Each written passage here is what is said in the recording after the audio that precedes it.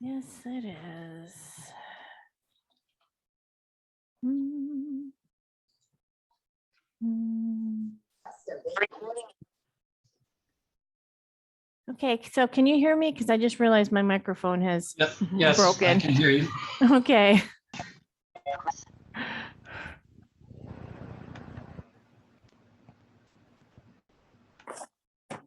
Hi, Bill. It's Kay. I'm joining from my phone.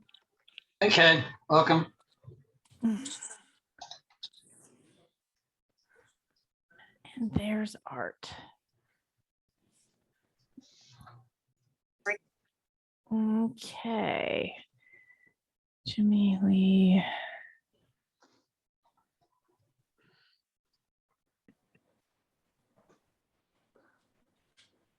Tina. What?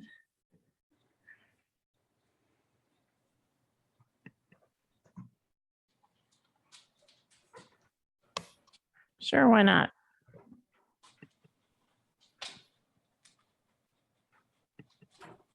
Okay, so Tina Flores, did you want to make a public comment or speak to an agenda item? No. Okay, and Christopher O'Toole, did you want to make a public comment or speak to an agenda item? Not today. Thank you. Okay, and Usha Devi, did you want to make a public comment or speak to an agenda item?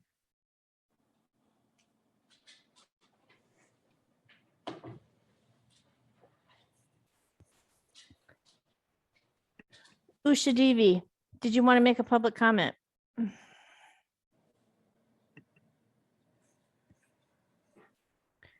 Okay, Beth, we have our, oh, go ahead, Usha.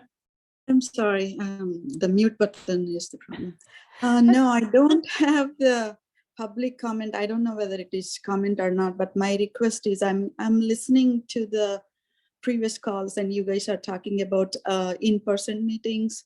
So I'm just requesting if that happens. Okay, well, let me, okay, give me a moment. I'm not quite ready for your public comment yet, but we'll go ahead and we'll deal with that. Okay. Sorry. Okay, that's fine. That's fine. Okay, so Beth, we have our scout on tonight, and why don't you introduce him? Okay, you want to do that first? Well, hold on. No, I just want you to introduce him because he's going to be part of our meeting tonight.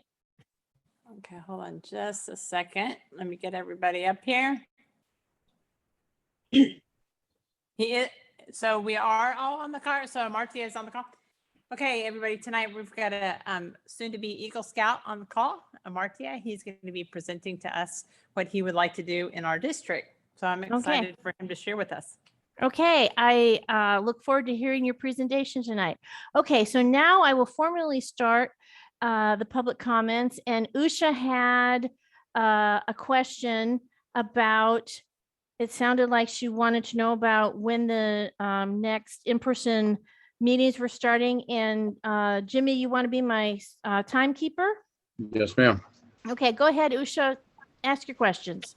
My question is like, are you guys going to provide something for people like me who are like 24/7 working, like a dial-in number, if not Zoom call, if not a video session, but just the audio for a dial-in number so I can still be listening to the call and get to know the information on a first hand instead of the late information or a second hand information? So that's my question. Okay. Okay, that is a good question. Bill, correct me if I'm wrong. At this point in time, the plan is to start going back to the meeting in person before the pandemic started. And at this point, we're going to be recording the meetings, and then they will just be posted the way it was, like January of 2020. Is that an accurate statement? Yeah, that's accurate. I guess we don't know the condition of the equipment at the building yet. We have an agenda item to talk about that, but if the recording equipment is working, we will be recording the meetings just like we did before. Okay. There are no plans to continue a Zoom connection or a call-in connection that I'm aware of. You're correct. That hasn't even been discussed. Okay. And has anybody else jumped on the meeting? Okay, it looks like not. So I am going to close the public comment section of our agenda tonight, and I am going to jump to agenda item 4B. So we can have our Eagle Scout, Marta, at the front end of our meeting. And so now I'm just going to turn it over to you. Now, did I get your name right? Yeah, it's Amartya. Amartya. Okay. Okay. So it's my understanding you have. I have a presentation. Yeah. Okay. So, Bill, can you allow him to screen share, please? He should be able to. Okay. Oh yeah, I can. Wait. Okay. Wait, so can you see this? Oh, wrong Yes. slide. So I'm proposing a sidewalk for the Anderson Mill West Park Road. So I would like to make this so that the students who cross the sidewalk, who cross the street every day, like they'll be more safe and they'll have an easier way of getting across the street. It'll be at Anderson Mill West Park, and it'll be beneficiary for the students crossing the road. By adding this sidewalk, the students will be safer while crossing, because recently there's been people tripping on things or on the grass since it's not a paved area. So it would also help the crossing guard. So this would be exactly where the sidewalk would go. So as they come across the street, they would go onto the sidewalk so they don't have to go across the rough, patchy road.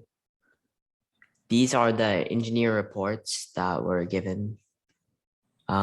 So these are how the sidewalk will be built. This is what's going to be part of the sidewalk. And this is another page. All right, so the steps for this project, it'll be 3 days, around 17 hours of work. So the first day, it'll just be determining the exact location of where we want the sidewalk. Then we'll start digging. Then the formwork will go in, which is like the frame for the cement. Then we'll pour the cement and level it. After that, after it dries up, you smoothen the concrete. And then last, you apply the texture so that it's non-slip. And then the last day would just be an inspection to make sure everything's all right. Some tools that would be used are a hammer, a shovel, wheelbarrow, and all of these. I'll be bringing all of the tools, and yeah. I'll also have around 7 scouts and around 7 more parents to come with me who would help with the project. The budget is around $800. The current estimate is $8 to $10 per square feet of land. Some safety precautions which will be taken to make sure everyone is safe is that there'll be adults overseeing everything so that no one gets hurt. We'll call 811 to make sure there's nothing under the area where we want to put the sidewalk, and we'll keep a first aid kit on the side. And the main reason for this is just the safety of kids. And yeah, do you have any questions? Well, I do for you and for Catherine. Catherine, are we going to get Herb involved in this? Do we need to get Herb involved in it? If it's a public sidewalk? I can answer that for you, Art. Yeah, this isn't my project. I know very little to nothing. Okay, So Beth, sorry. I can Beth. answer that. So Herb actually wrote those plans up for him so that he had something to work with. So those have already, I have a surprise for him. I just want him to answer questions for you. But yes, we have a contractor involved. There's a lot of good stuff that's happening with this project. So yes, all the plans that you saw actually were done from our contractor to him. Okay. And he volunteered his time to do that for him. There you go. Thank you. Marta. And then, so here's he's got 2 pages here and then he's got one more. So all of this was donated to him to do, which was Very nice. fantastic. Yes, that saved him a lot of money already. It's great when you're becoming an Eagle Scout. A lot of people want to help. I have a So question then for him. How many scouts are involved? I'll have around 7 to 12 scouts who'll be with me, and there'll also be some parents from our troop. Which troop are Okay. you with? I'm in troop 165. And where is 165? It's near Cedar Park Middle School. Well, We meet that's at really, a yeah, Cedar Park Middle School is like really close, yeah. So who's your sponsor then? What do you mean by sponsor? Well, okay, every troop has a sponsor, so it's not important. So where do you meet then? We met at the church right across the street. Which church? I'm not sure of the name. What street? Okay, Hey, I noticed these plans are dated March 26, 2008. Is that when they were drawn? I think that this was something that was going to be done a long time ago, but was So these not are done. plans that were drawn a long time ago. Yes. yeah. Do they, Oh, do they still meet the ADA requirements? Yes. They do.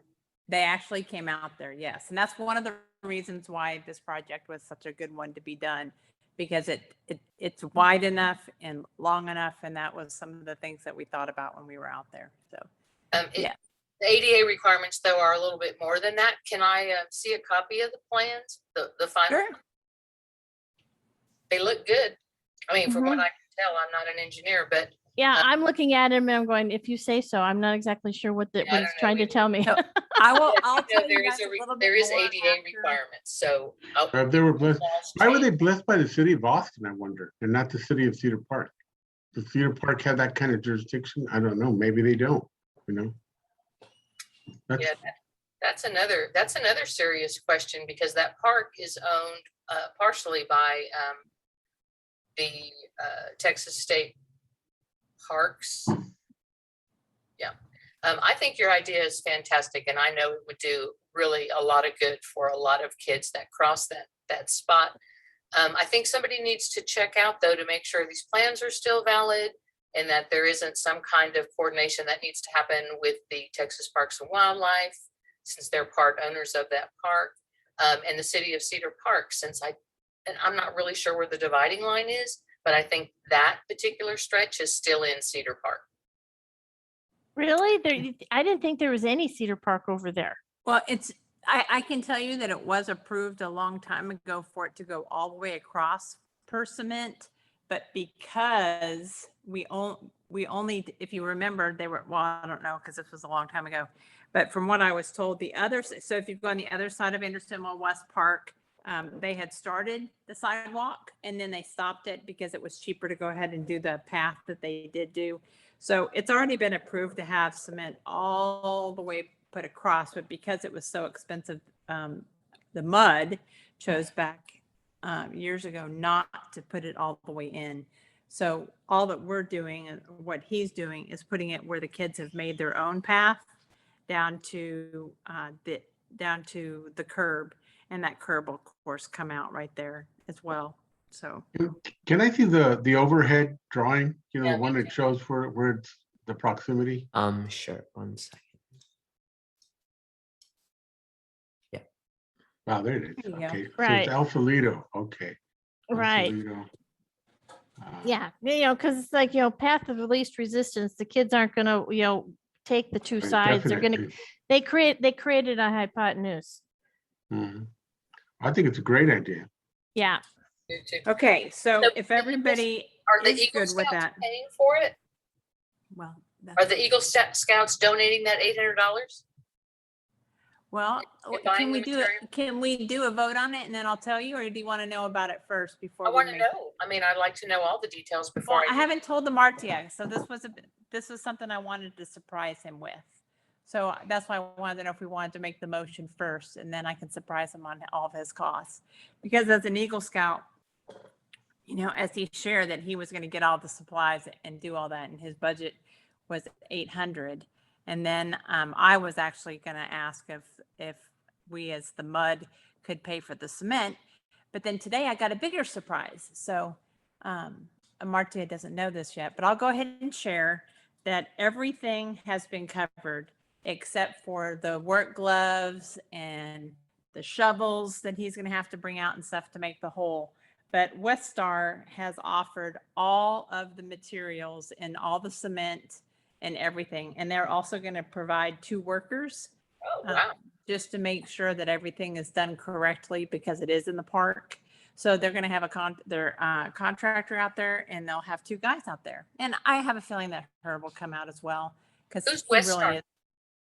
Westar, yeah, Kathy. Westar is one of the big companies that we use when we're doing cement repairs in the mud.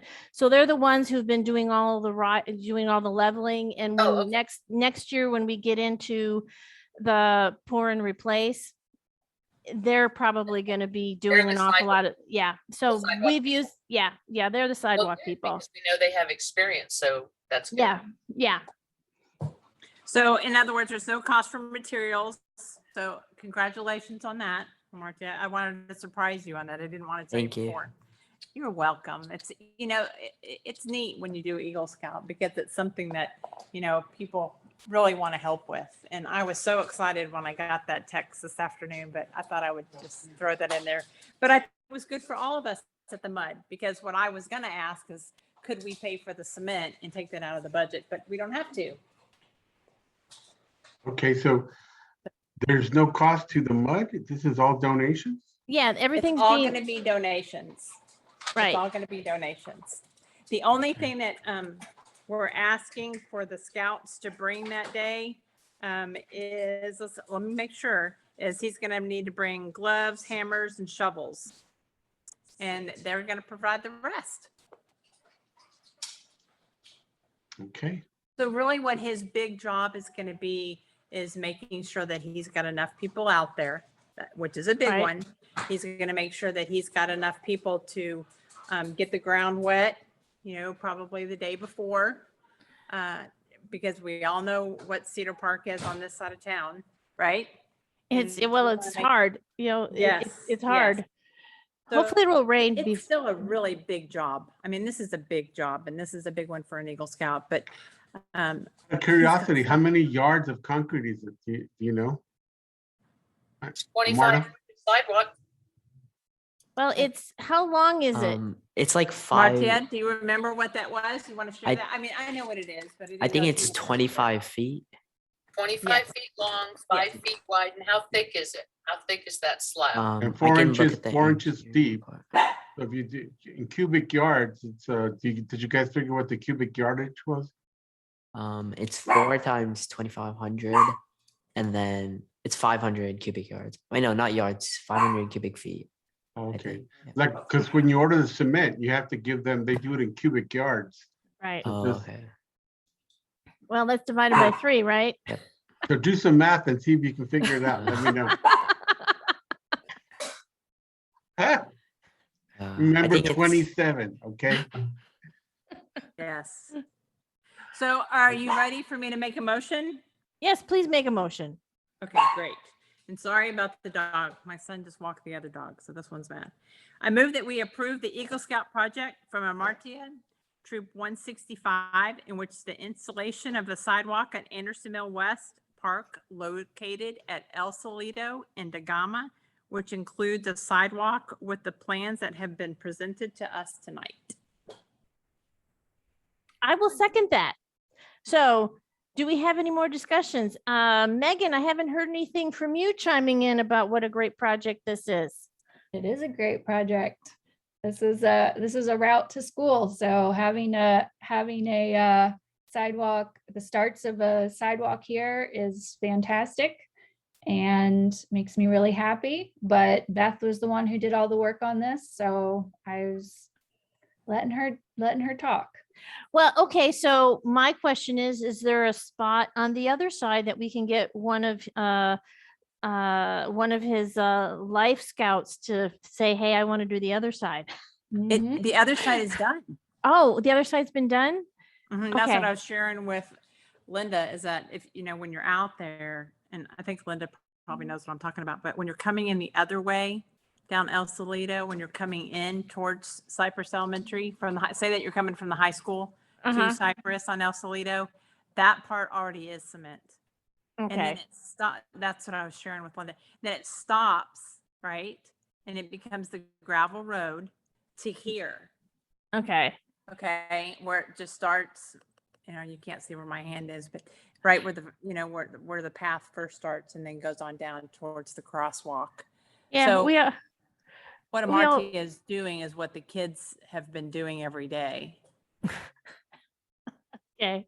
Like the Well- old cow trails, they follow the path of least resistance. And they're not gonna Exactly. walk that curve, they're gonna go a straight line, which makes perfect sense. So, Yeah, really. Oh, this is a really exciting project, and I hope that this is just the first of many Eagle Scout projects that we do in our community. So I'm going to go ahead and call the vote. Linda, yes, Beth,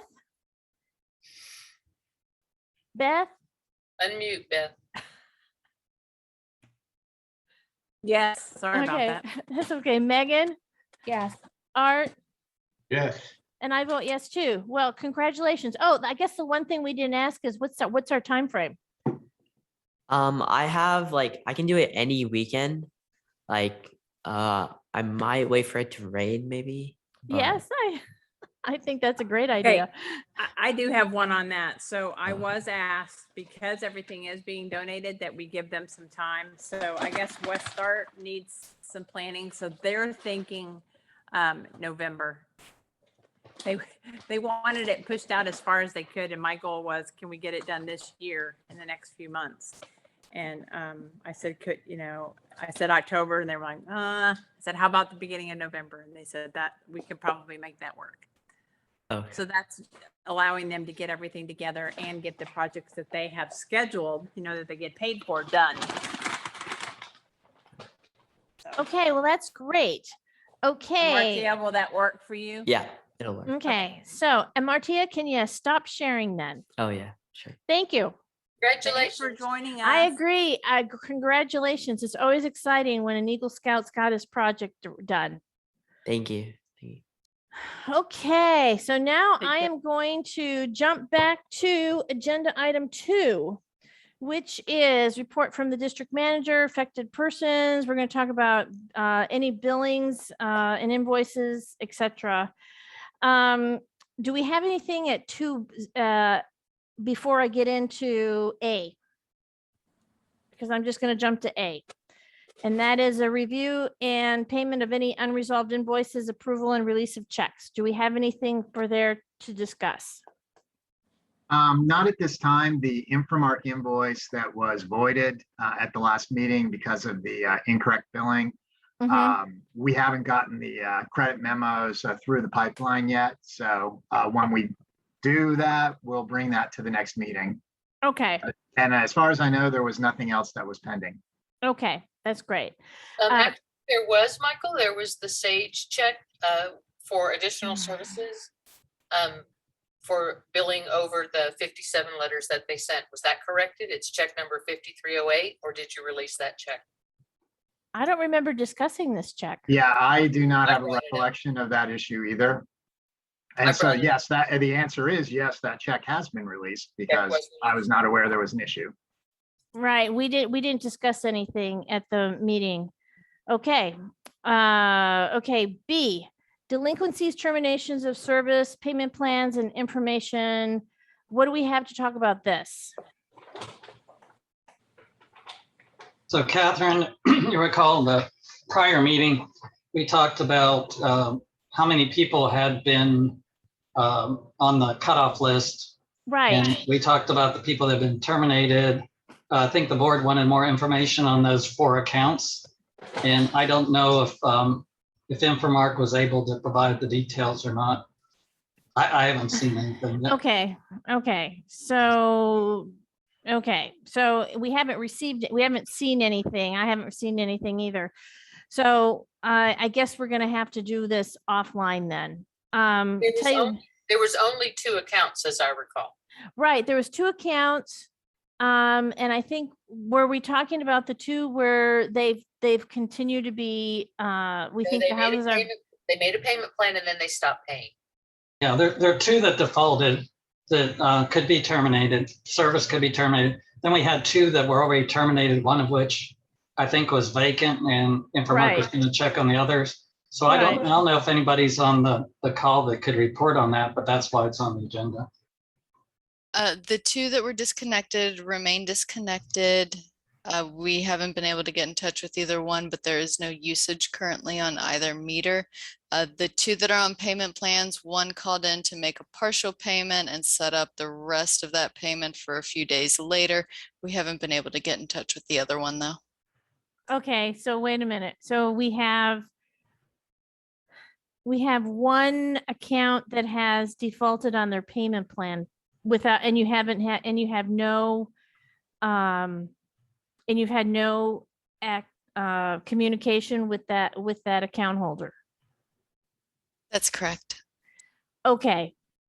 And well, I guess we don't have any options, that we need to terminate service. Let's talk about the other account then. They missed the due date, but they've come back and they've made a partial payment and they're making plans to continue paying. Is that the idea? Yes, I'll have to check the exact date that they had to make the other portion of their payment. Just a second, I looked that up.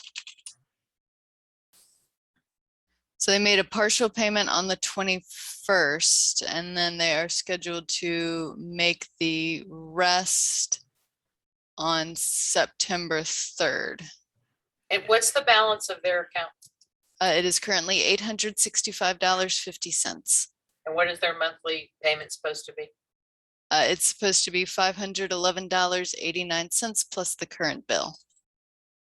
Oh, because they just had a 3-month, it sounds like they must have had just a 3-month payment plan. Yes.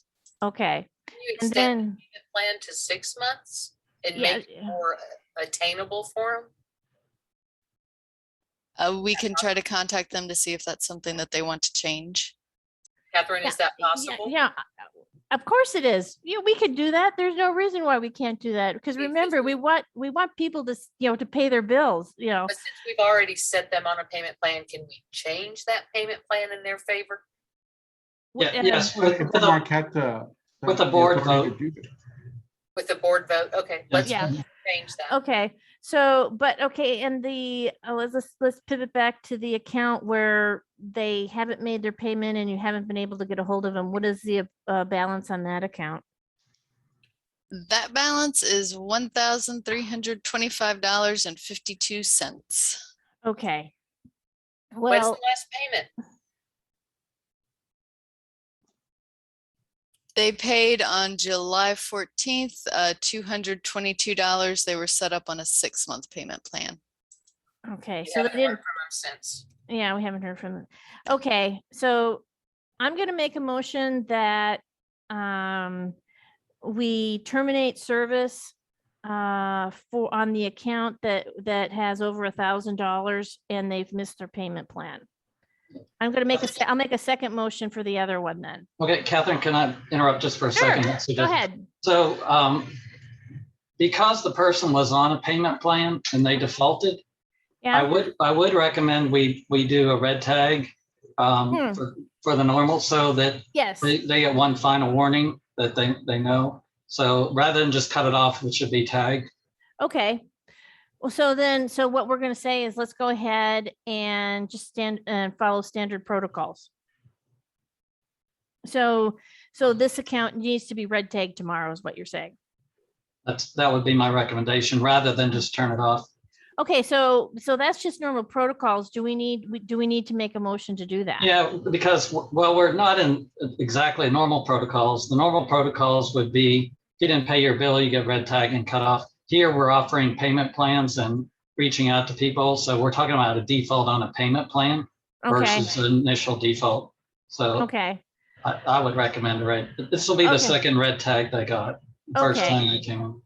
okay. Well, hopefully that'll be enough for them to talk to us, because in the end, that's what we're trying to establish as the dialogue.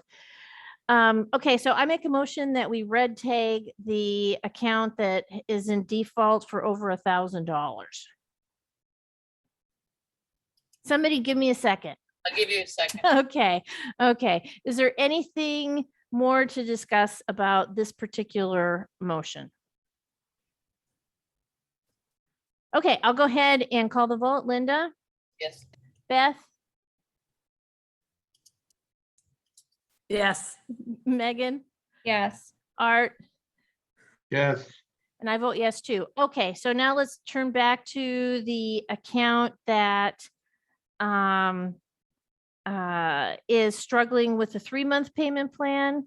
So what we're talking about is offering them a 6-month payment plan so that they can make their payments on time.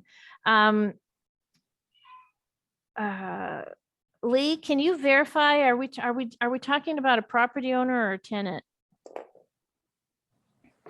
This is a tenant. Okay, well, this is sort of a Does that problem. matter? Does that Well, matter? it does in the sense that my concern is that if they've only got 2 months left or 1 month left on their lease, and they might just, it's like, okay, I'm moving someplace else, sorry. They've been here since March 2017. Okay, And So- also, Catherine, they could do that without us doing anything to try to help them. exactly. I agree. So let's go ahead. So if they've been here since March, the odds are then their lease goes until next spring. So let's go ahead and offer them a 6-month payment plan in order to get caught up. So could you do some quick math, Lee, and tell us, what that would be? That would be monthly installments of $144.25 plus whatever their current bill is. Much more Well- manageable than 500. I agree. So 144.25, is that what it was? Yes. Okay. So I move that we offer the tenant who's struggling that we've been discussing an extended payment plan of $144.25 a month plus the current bill, I should say. I'll I second. don't second. Okay, great. I'm glad somebody agreed with me. Okay, do we have any other discussion? Do you want them to make that payment, the first installment payment immediately, or do you want that postponed until the September due date? They said they were going to pay again on September 3rd, right? Yeah. Yes. Make that the first one. Yeah. It's going to be less than they offered to pay, so that should be a bonus. That gets them a little bit ahead of themselves. Right. Thank you. Yes. Okay, thank you. Okay, I'll go ahead and call the vote. Linda, Yes. Beth, Yes. Megan, Yes. Art. Yes, Okay, and I vote yes too. Okay, now, That one. Allison, who did you catch as a second on that one? Megan and Art said at the same time, so I caught Megan because she said it first. okay, thank you. okay. 2C, additional actions and costs related to the audit of Infomark during the fiscal year of October 2019 to September 2020. Okay, so if you remember, I think it was last month, Infomark, at our request, did a self-audit and they presented the result of the self-audit. And if I remember correctly, hold on, I'm bringing my stuff up. The result of the audit was, and I'm not finding it. It was that we owed them some $145 and some change or something. Exactly. That's exactly what happened because I have my, yes, that was it. The exact number is $140.92. And that was the result of minor changes in additional billables and then minor changes in the maintenance cap. So when you add them two together, it came that we owed them $140.92. So with that said, I'm going to make a motion about the audit. Okay. I move that the WTCMUD1 accepts the self-audits from Infomark for the period of October 2019 through 2020. This audit was performed by a qualified accounting professional whose task was to review the contract in place with the WTCMUD1 and validate the financial transactions were accurately recorded. The result of the audit determined that WTCMUD1 owes Infomark $140.92 for the period. This motion authorizes WTCMUD1 to pay $140.92 to Infomark in the next check cycle. No other reporting is authorized by the board for financial transactions for the period of October 2019 through 2020. This board thanks Infomark for taking on the costs of this project. Okay, so I need a second. Well, can I ask a couple of questions before we second, or do you want a second first? Well, give me a second and then we'll keep talking. How about that? Well, I don't want to give you a second until Okay, so this is an internal audit. Is this part of their process, or was that remind me, was it at our request? It was a at our, special audit? yes, it was at our request. And hold on, let me see if I've got that. Okay. Because if you remember that what ended up happening is that Linda asked for a self audit. Linda asked for an audit and they offered to do the self audit. And so what they did, and let me see if I can find what they did was they had a financial, yes. Well, they had somebody who was coming on who was brand new, who was an auditor or a financial person internal to them, and who didn't know anything about WTCMUD1. And so literally her first project, if I'm understanding this correctly, was to review our contract and then review all the financial transactions for that period and verify that they properly followed the contract. And I think, Okay. Mackenzie, you're on the call here. Do you have anything else to add? No, and everything you've stated, Catherine, is correct. She was not even an employee of Infomark. We hired her for internal auditing purposes. So she was brought on, and like Catherine said, this was her first project. She was given a copy of the contract, and then she was given a report from all of your financials from the start and the ending of the fiscal year from 2019 to 2020. And then she was given access to a system called IPS, which is what our work order system is. So she could review any and all attachments, receipts, invoices, or anything she may need to that would have been in question on a work order. And then she went through it transaction by transaction and added up and marked up and checked the margins on everything as far as the 15% markups, any billing errors that didn't coincide with the contract, and anything questionable. She would actually send me a report daily that I then had to go over myself, go through IPS and double check everything and tell her, yes, this was billed correctly, or no, this was not. So it was a little bit of a group effort. She had help on the back end from our accounts receivables team who handles the billing and all of that. So she had, it wasn't just herself, but she had help at her disposal when she needed it, but she did conduct the entire audit on her own, and those were her findings. And what was the name of Infomark's internal employee auditor? Oh, I couldn't tell you her name. I can't remember it. Is it not Kay Olson? No, it's not. Okay. So if I'm You heard from understanding, her daily and you don't know her name? Like I said, this was months ago, Linda. Okay, that's all right. I'll get it. so what I can get it for you. I'd have to look back. So what if I'm Now, understanding, Is that her normal function, or this was outside her duties? Her name is Amy Justice. And that is what we hired her to do, is this specifically. She has a financial auditing background to my knowledge, and obviously I'm not the one that hired her, neither is Christy. She was hired from our financial department, so not somebody that supports WTC in any way. Would Okay, like so to it's- add, Art, I would like to add something here. And she looked at all the calculations and she found 2 errors in the calculations of the bills. What she didn't catch is for instance, here's one real prime example, and she couldn't have known this because she doesn't know our district. But inside of those bills was an invoice to pay for the treatment of the Dripping Springs wastewater plant.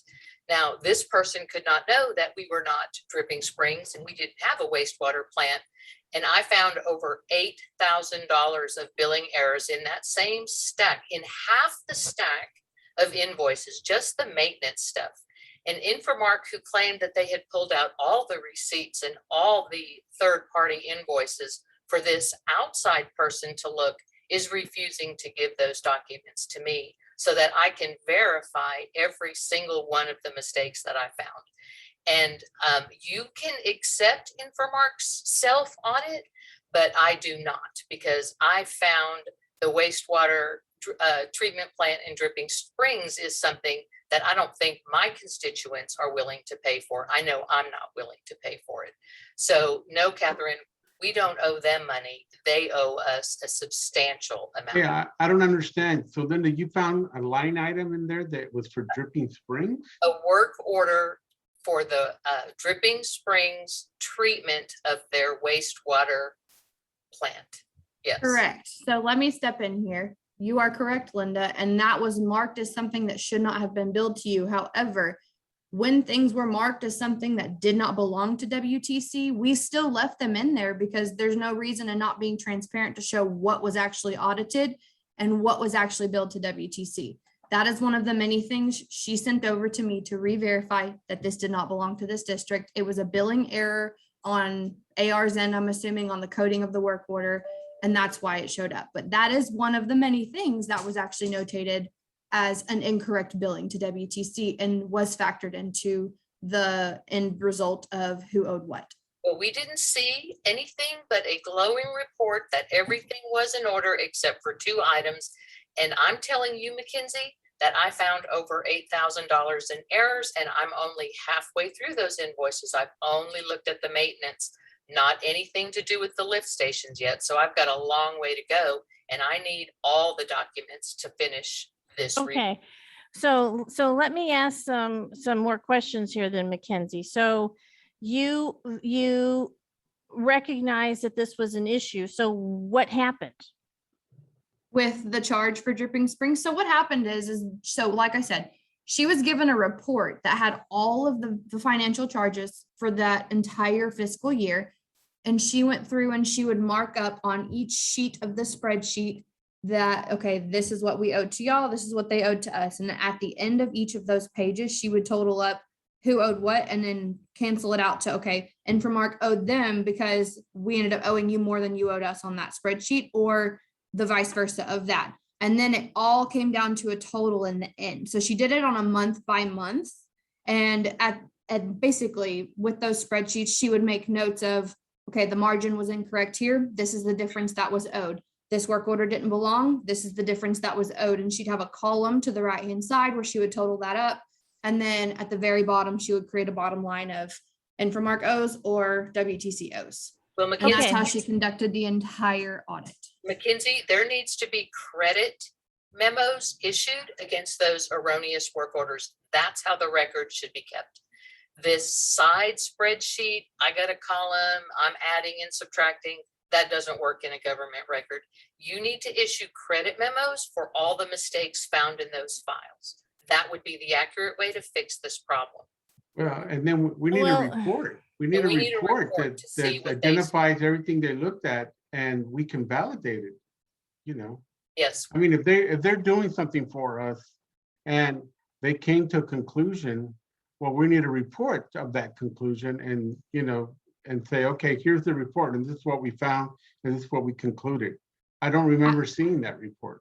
I have the report. I can't speak to to when y'all got this and who presented it, because it clearly wasn't me, but we do have the report. We have the entire spreadsheet, and this wasn't done with the intent that even if you guys being the ones that owed Infomark, that we were, out to get that money from y'all. This was done at the request of the board.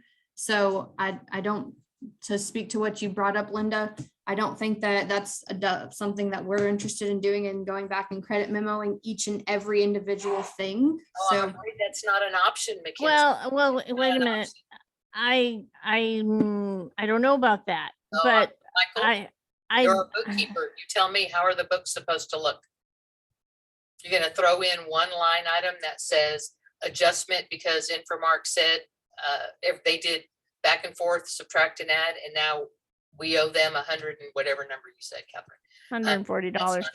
Do it. But this is what I'm trying to understand is, so you in the one situation that Linda's talking about, you recognized it and you included it in your as part of your audit, and you've just Correct, as part of allowed the it, calculation. right? And so you've Correct. just allowed it to fall to the bottom with all these, adjustments all the way down. Okay. Correct. So what correct. I'm hearing is what we need to see that report. The spreadsheet. Yeah, the spreadsheet. Yeah, that's not a problem. We can get that Okay. sent out to the board. Well, Okay. and then, with not only that, but how you drew your conclusions, when you reconciled everything, because It's actually written and out. in I the- have no issue paying this, but I would like to see something hard and fast so we could Right. make a determination. Absolutely. And it's actually, so where any adjustments were notated or made, there's notes in the spreadsheet to attest to whatever the adjustment was. So each work order that needed an adjustment, you're going to see why the adjustment was there. And what I'm gonna do, Art, as well, I'm gonna send the entire board my 7 pages of findings in just half of the invoices. That totals $8,000 in billing, over $8,000 in billing errors. And that's gonna be interesting, Mackenzie, to compare your unfamiliar person's findings against my own. But to be extra clear, I need all the supporting documents. I need the third-party invoices and I need all those credit card receipts. And those files exist because they are part of the billing and invoice package each month. So nobody has to create anything or do any additional work. Those electronic files already exist. Well, shouldn't they have made part of the billing and invoices for the period? That's what I'm saying. Well, for the period that I have, I do not know. In the beginning, they did not attach the third-party invoices and they were not attaching credit card receipts. They were just attaching the Infomark invoice. Now that's changed. Michael has been attaching those for the last 3 months, I believe. Well, But- I'm also thinking from a timing point of view, this was when everything was paper. It started when all of this was still paper because No, it was No, ma'am. well, not this- well, not in wasn't it? 2019. They were already doing electronic. Now, what they may have showed the billing and invoice committee was a stack of paper, but I assure you. Oh, okay. Yes. Okay. Because paper I've, doesn't exist. Okay, they've been scanning that stuff all along. okay. Yes, Mike, because correct me if yes. I'm wrong. No, I believe that's correct. The IPS system that she mentioned earlier, where the POs go through, and that is where the items, the work orders get billed through, is an electronic system, and all the receipts are attached in it, is my understanding. And I know for at least, like I said, the last 3 months, maybe even a little longer, I know that in most cases, all the documents are attached to the invoice, which is how it should be. So yeah, we're close. We're close. Okay. So then we're going to have to take this up. God, next month is going to be so busy. It's like, where are we going to stick this? But this needs to be picked up next month then. Okay. So you're going to withdraw your motion, Catherine? Well, it hasn't been second. Yeah, I will go ahead and withdraw it. That's fine. Yeah. Okay, so Okay, number D, approval of extra reporting requests being made to Infomark and associated costs. Okay, the reason that this was on the agenda is I want to make sure that we're not having reporting requests that go above and beyond. So as it related to this audit. So the question is, what do we need? What do we need to finish making sure that we're comfortable with the audit? Well, it really wasn't One an we just audit. spoke about, right? Yeah, but Yes. what I need, and I don't know what you guys are looking at, but what I need is all third-party invoices, all credit card receipts, and more important than ever, the bidding documents for the televising project in the sewer system. $184,000 project on a work order charged against an invoice. I need the bidding documents that made that happen. I have no idea where Yeah. that is. Apparently nobody does. So, Okay. Okay. but like I said, all these documents exist. Nobody has to recreate anything. At least an Okay. audit trail of some sort, you know, where we can make Okay. sense of it all. Okay, so I guess okay, so I guess what we need is we need the contract for, or whatever documents in place for the televising. Wasn't that something that took place that that Gray Engineering handled? Well, Gray Engineering oversaw everything, but we had, I recall, like 180 to 185,000. That was for the contractor for the videos stemming, you know, down Right. into the line. Actually, Mm. Art, it was 150,000 for the contractor, and it was Plus 23,000 to Infomark, the their overhead. 15% overhead for issuing Right. that contract. So for $23,000, there should be a nice set of bidding documents somewhere, including advertising, score sheets, notice in the papers, all a true bid project. So, and that's what Okay. I'm looking for on that one particular work order inside the stack that I sent. And I will send the board my entire audit sheet so far. I stopped looking at the rest of the invoices because without all of the documents, I'm going to have to go through it twice. So I said, well, you know what? I found this much in my first pass.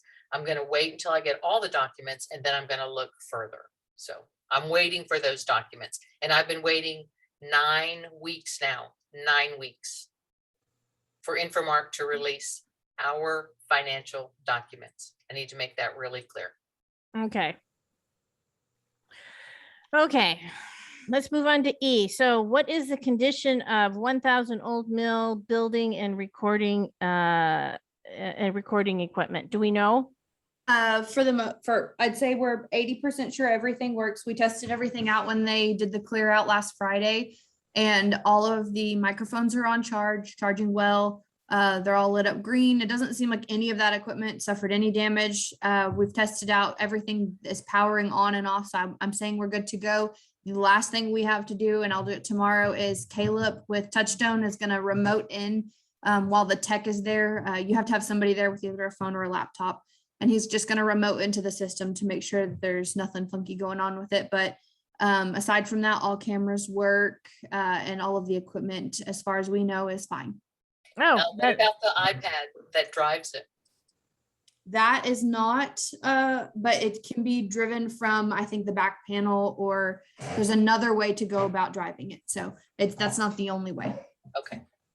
Okay, so while we're talking about the condition of the building, I was in there the other day to sign checks, and it's like, I'm looking at all of these plants. So what's the deal with the plants? Are we still paying for service of the plants and all of that?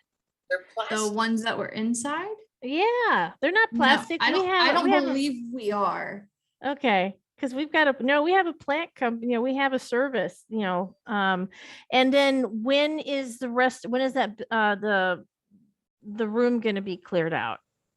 So the room is the majority cleared out. The only thing that we need to do is reallocate where the stuff near the front windows are Okay. to a better place. The fridge and the monitors were things that could not go in the dumpster. We are hopefully going to have them hauled off tomorrow. So all of that stuff should get taken out of there. The only thing that I am going to recommend is that we try to get Vanguard between now and your first meeting in September to come out and at least clean a deep clean to that Yeah, well- front room, because there's dust all over everything from them taking everything out. Well, that was my next question. Not Vanguard, but yes, Not- it needs to be clean. Yeah, well, yes, that was what I was gonna say too, is that the space is just unbelievably dirty. Yes. So, okay. And Mackenzie, why was the stove removed from the building and put on the back of an Infomark truck? Because it had to be hauled off. It couldn't be put into the dumpster, just why like the didn't they- fridge. Yeah, why didn't they take the fridge and the microwave and everything else? I'm assuming they couldn't fit it all in. I couldn't tell you, but I know that we have somebody else coming to get the fridge and the monitors because we had to find a landfill that was willing to take them. Okay, well, there were 7 Infomark trucks out there that last Friday cleaning out that room, and all the rest were empty. So nobody took that stove home, did they? Linda, I wouldn't think that anybody would take the stove home. It didn't work. Oh, it was broken. Yes, it was. It did not work. And just like the fridge doesn't work, the monitor, everything that had to be taken out didn't work. The printer doesn't work. Xerox is coming to get that. All of that stuff did not work. Yeah. Oh, it's amazing what happens when things get rained on, huh? So we're gonna electrical, all the electrical. Yeah. Okay. Yay. Okay. So let's move on to agenda 3. We don't have a landscaper on the line, do we?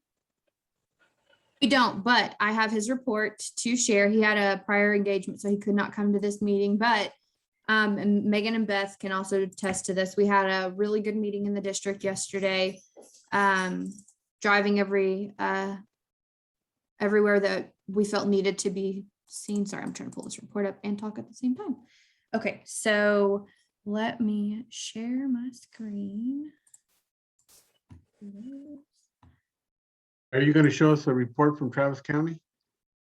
I do not have an update from Travis County, but I can tell you that Cashel Wood Pond, we hope to finish that work tomorrow. We think that it will finally be dry enough to get the equipment down in there because it's currently it's a nice soggy and mess. cracked. Yeah, it's nice and cracked now, which typically means that the ground is solid enough to handle the equipment that needs to be put in it. So we have Nick, who is our pond guy, scheduled to come out there tomorrow to attempt to try to get the rest of that done. So hopefully after that, we can then report back to Travis County that everything is good and hopefully they'll be pleased. So this is the report that I got from Scott with Sunscapes. He put this together over everything that we discussed while we went throughout the district yesterday with him, Hank, Matt, and I think his name was Cesar, all with Sunscapes. And then it was also Beth, myself, Megan, and Lee. So this is the report that they have put together and given to us to show to you guys tonight. And then I think the photos are going to be on the next page. I just can't make them side by side. So if you guys want to review what this says, they had full service turf maintenance. We're just kind of discussing what needs to be done and what's within their contract, what they need to start making sure happens, keeping up with. This is kind of like a scorecard area for them to make sure that these things are done when they're supposed to be. So these are the areas that we had notations of the vine removal here. I believe this plant needs to come out. And if I need to zoom in on this, I can and just show y'all like one level at a time. You did a great job putting these together. He did. This was all Scott. So he Okay. definitely did a good job putting this together. They took these pictures while we were out there. Okay, so there we've got, and what is that? It says Vestavias, because I'm trying to understand, what am I looking at? What pond am I looking at? Yeah, this is This is Vestavia. Talia, yeah. Yeah. And then this is just showing like the vine removal that they need to come back and get off. This outfall, they need to make sure that it's cleared, and they did a good job clearing it, but they need to keep up with this. This had a lot of overgrowth. It was really, really tall. This is Little Elm.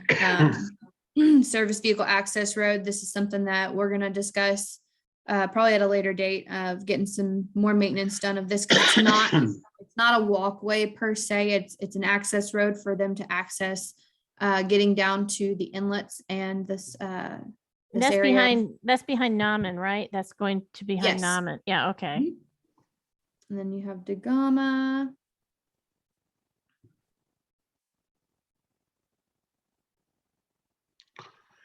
Amber Lane. Everything they've notated here. Expired tree removal. Prepped for vegetation, vine removal, tree removal here.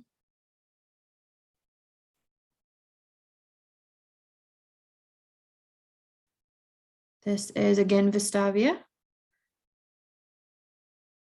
So they took this tree out. You can see it was right here next to the outlet or inlet. And then here you have the, I guess, just blocked off area, Vestavia, cleared out, restored the, oh, so here you go. I was looking for the other picture. So they cleared this area out next to the outfall. And this is Anderson Mill. So now that I'm getting how his report goes, so this top picture is showing you what they had, and then the bottom will show you where it's removed. Again Okay. here. So they had all this vegetation along here has since been removed. Madeline Loop, all the grass has been cut down or likely sprayed, treated. Additional bed detail maintenance work performed. Old Mill Gazebo, Sun Chase, they removed these vines. Here's the after. Sun Chase trickle channel, clear and good. 1000 Old Mill, Sun Chase, they did bed edging for all the trees. Cashew Wood, they removed this vine off of the Park Forest sign. Lace back limb elevation. I think that's what that says. Lace bark. Oh, it's a tree. Oh, there you go. I could not read bark. Yeah, it's the trees. It's a lace bark elm is what they're talking about. Okay. Gotcha. And then again, Sunchase Park, removing the weeds in front of the sign. They cut this willow back. They removed, I think, just some expired agave. So it looks like they were really, really, really far behind on doing any of those maintenance chores based on the size of that vegetation. Yeah. So why do we keep throwing projects at them? I don't think that we really had a choice for the tree removal during the freeze, and I think that put them behind quite a lot. But we didn't have any other companies willing to do it at a decent price. So that, and it was a priority to get that stuff taken care of from both the Parks Committee and I think the rest of the board. Yeah, the board. So, okay, so do you have any more to show us? Because then the nope, that's question the end of is his report. Okay, so then the question becomes, where do we stand with the inspection with Travis County? That's what I was talking about earlier. Cashew Wood is all we have left to my knowledge to get done. And like I was telling you earlier, hopefully our pond guy can get out there tomorrow. It's planned. He has a work order to do so. We just have to know that the pond is wet or not wet enough. Dry enough, not too wet for him to get his equipment down in there and then take care of the rest. And I hope, and from what I've understood from him, he thinks he can take care of it all tomorrow when he comes. So pending that happens, as soon as it does and it's cleared out, we'll likely have to get some pictures over to Travis County. I'll have to get with Herb on whoever we need to contact and then have them come back out to do another inspection, and then hopefully they can clear it. So that was my next question. So it's not good enough for us to take pictures of the corrective action, is that they have to actually see it on themselves. Yeah, typically they do. You can send them pictures, but they're likely always going to want to come out. Same with TCEQ. Okay.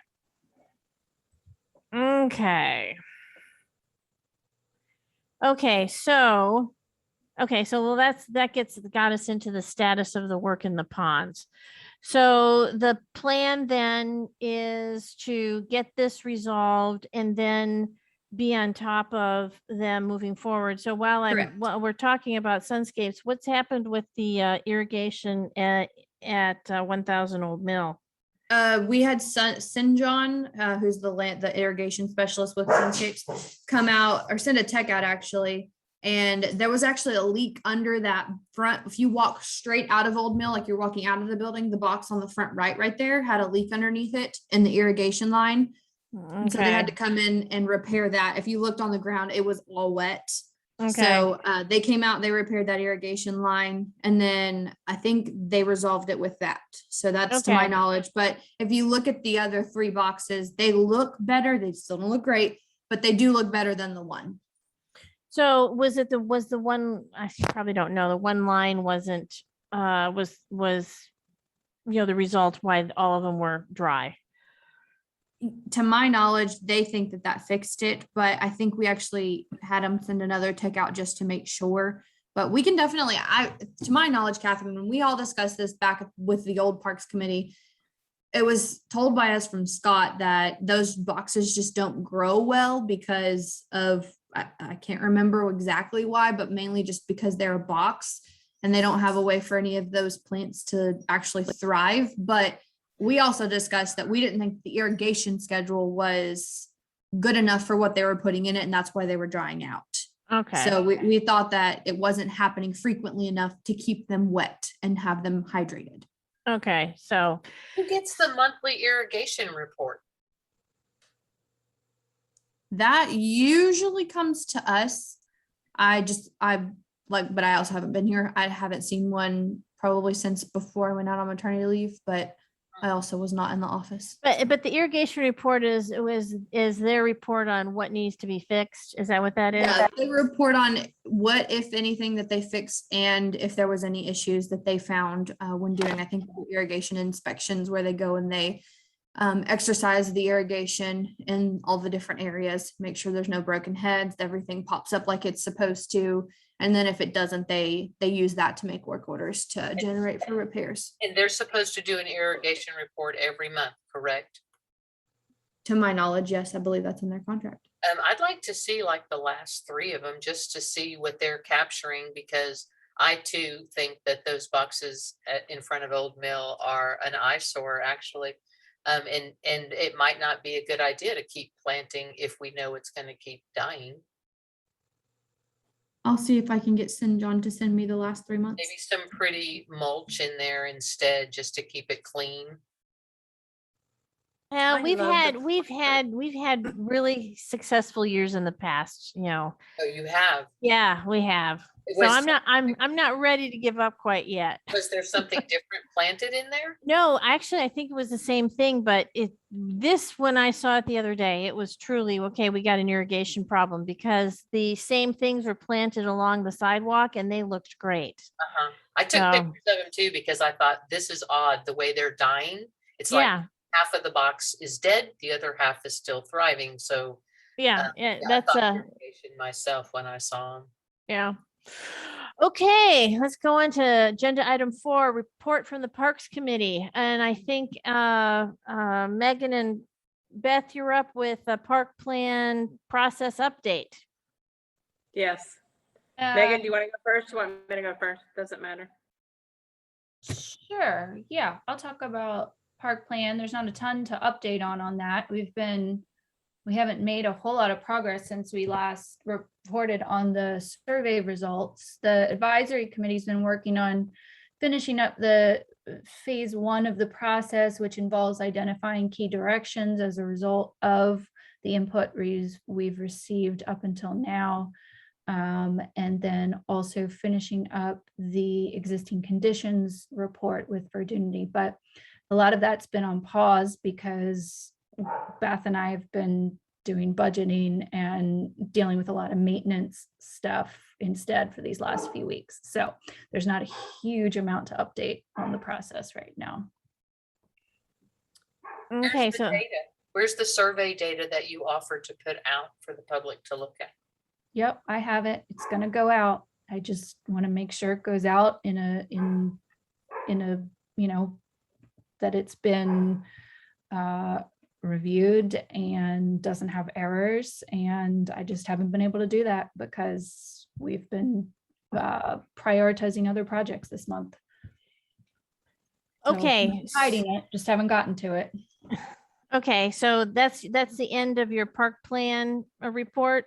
Yeah, that we don't have anything particular. Okay, right now. so B, we've already had our Eagle Scout presentation. C, Astor Pass Pond Trail Maintenance, and I Yeah. think that's you, Beth. It is. Mackenzie, can you pull that up for me and we'll go over it? Thank you, Mackenzie. Okay. Hold on, a new computer, so I don't see all of it as much as I did.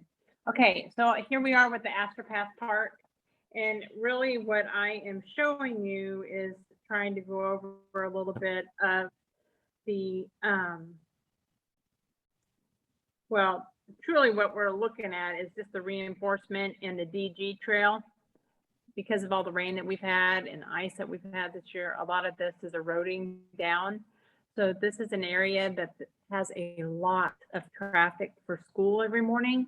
As you can tell that this backs up straight to the school. So you've got a crossing guard here and you've got parents that use this a lot. But because of all the erosion, you only can fit one person on that trail right now. And when you've got strollers and two parents trying to walk it, I've been there many mornings observing this. And when we went out there, we are not compliant right now for how much is eroded down. So to get back into compliance, even with the ramp that we've got over there, to bring us back up, that's really what I'm asking to do. So when you look at this, you can see that, well, you can't really see it on this one, but if you, I wish I would have taken more pictures to show you guys, but what we are planning on doing is bringing out more the trail path stuff. I'm trying to think of the rock that we're going to use, the granite. Decomposed granite. Yes, yes, and we're going to try to prevent that from washing out by putting in railroad paths all the way down. So see where the two arrows are? That's where we're going to put the railroad ties. And if you look at the red, it'll help you see how far down we're actually going to put those railroad ties. Now, it's not 100% washed out there, but right where your arrow is about where it stops. So we're just going to go ahead and put it to the end, because if we don't, when the next rain comes, it's going to still try to find a way to go out. So we're going to go ahead and put that there. Everything, a lot of the other stuff is looking pretty good. It just needs to be refreshed. It's been years since we've had that. And as I think we shared with you in our last budget meeting, when Megan and I talked about it a little bit, that all of the parks are going to need some upgrading, but this truly is the one that needs the most work right now. And to make it safe and, compliant, we really need to do this one now. So what I'm asking is that, can you push it down so we can look at the budget on what the proposal was on that? I was going to guess. But, so if you look on here, you've got the excavation haul, the haul off, and that is $786.75. You got the decomposed granite when we get that installed per yard, and that's 18 that he's looking at, which is $157.99. That totals out to $2,843.77.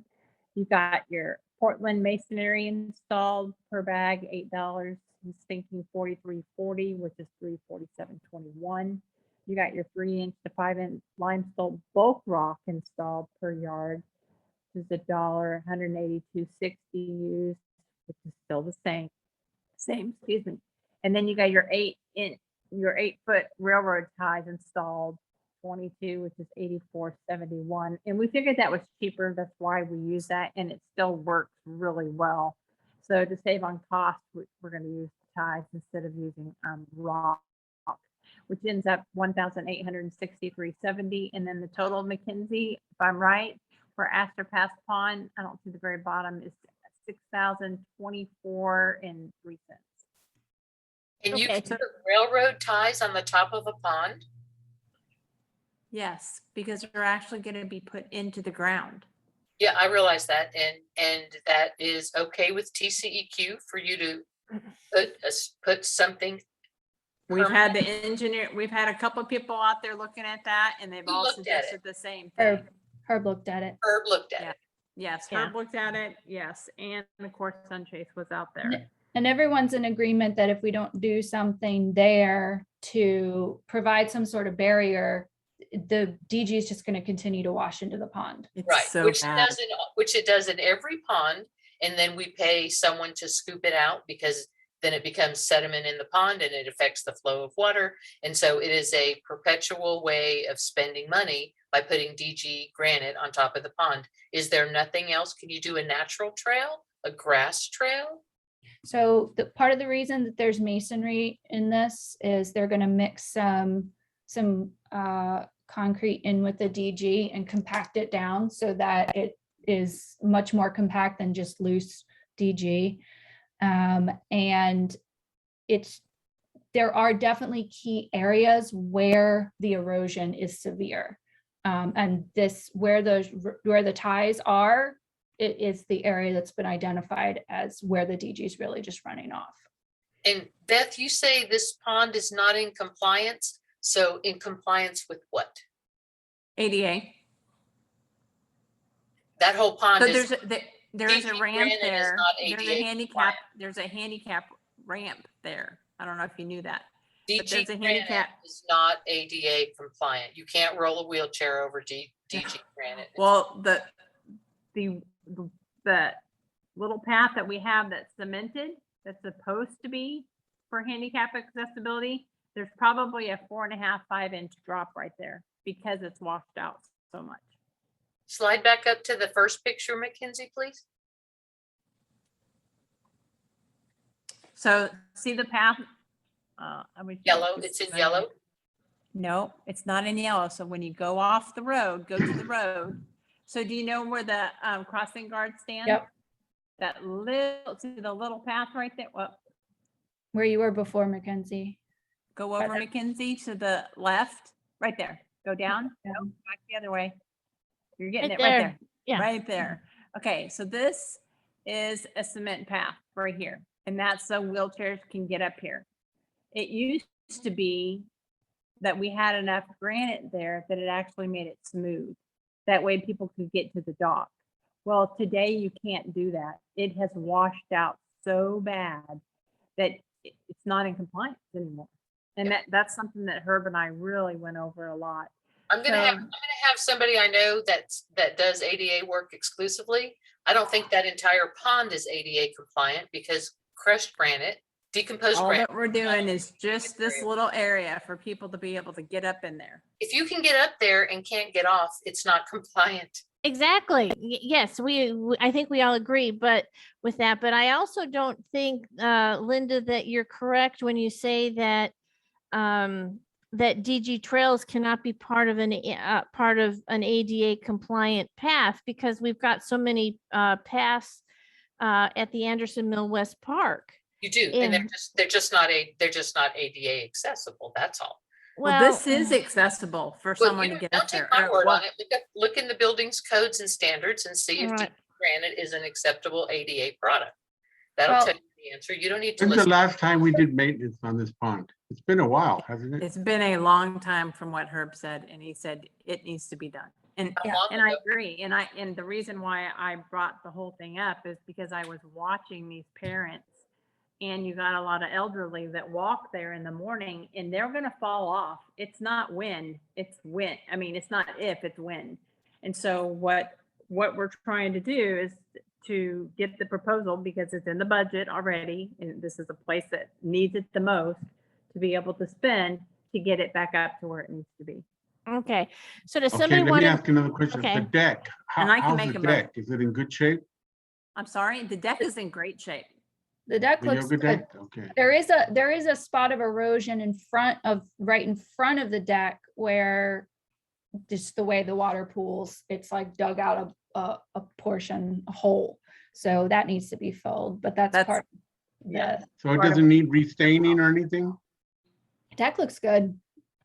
Deck looks Okay. It nice. looks The really bridge- good. The wood bridge is still in good They just repair. stained it last year, Art. So That was a last year I don't project. remember that. So what So we this- hope to do is that in the future, we won't have to spend this much again because we'll be able to put so much out every year. But it hasn't been done in so many years. That's But why also we're- it also by creating, it looks like you're creating an edge in order to hold the DG trail in with your railroad ties. That's what you're trying to Yes. do.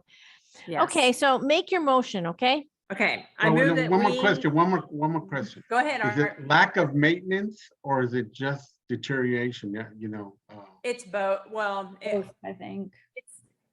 it was never in the budget, which is something that Megan and I caught, to be able to keep the DG trail up. It was never in the budget to, to go back out there and put more rocks down or gravel down.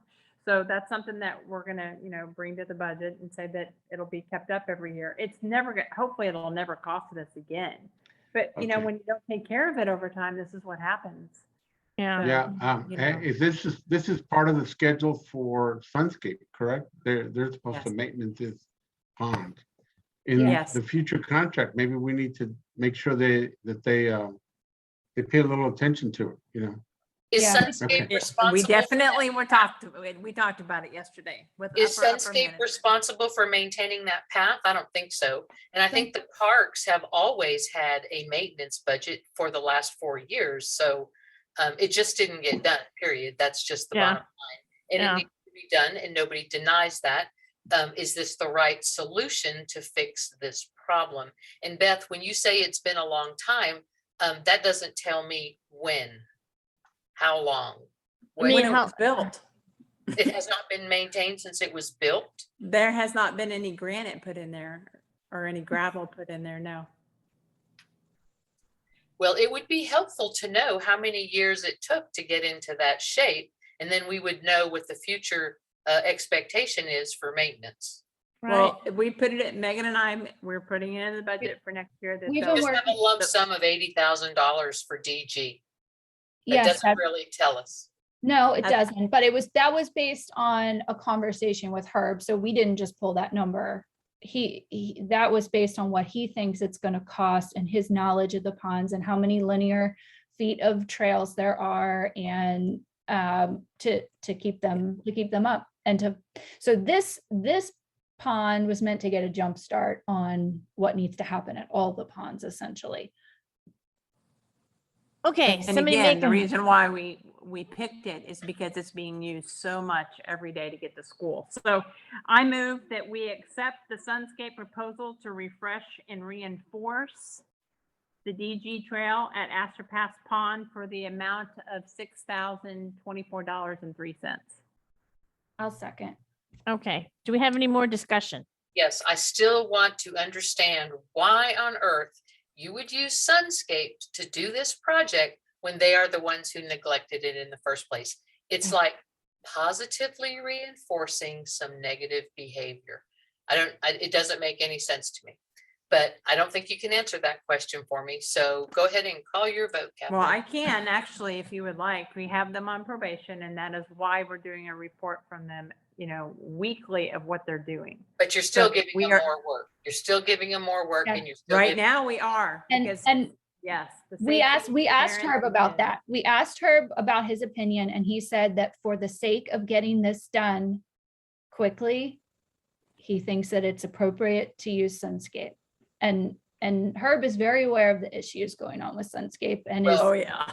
probably the top critic at the moment. So And I think this whole we had board that needs to discussion. be aware of those issues, not just her and not just the Parks Committee. How about that?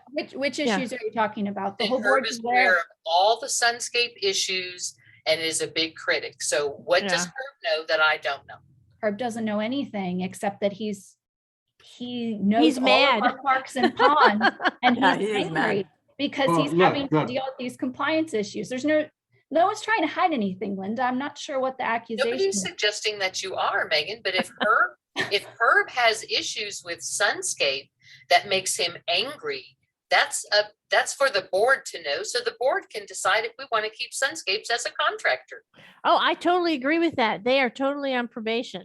Well, that's the Okay, first yeah. I'm hearing about it. So Well, look, obviously- if they come back with a corrective action, it looks like they are, right? Yeah.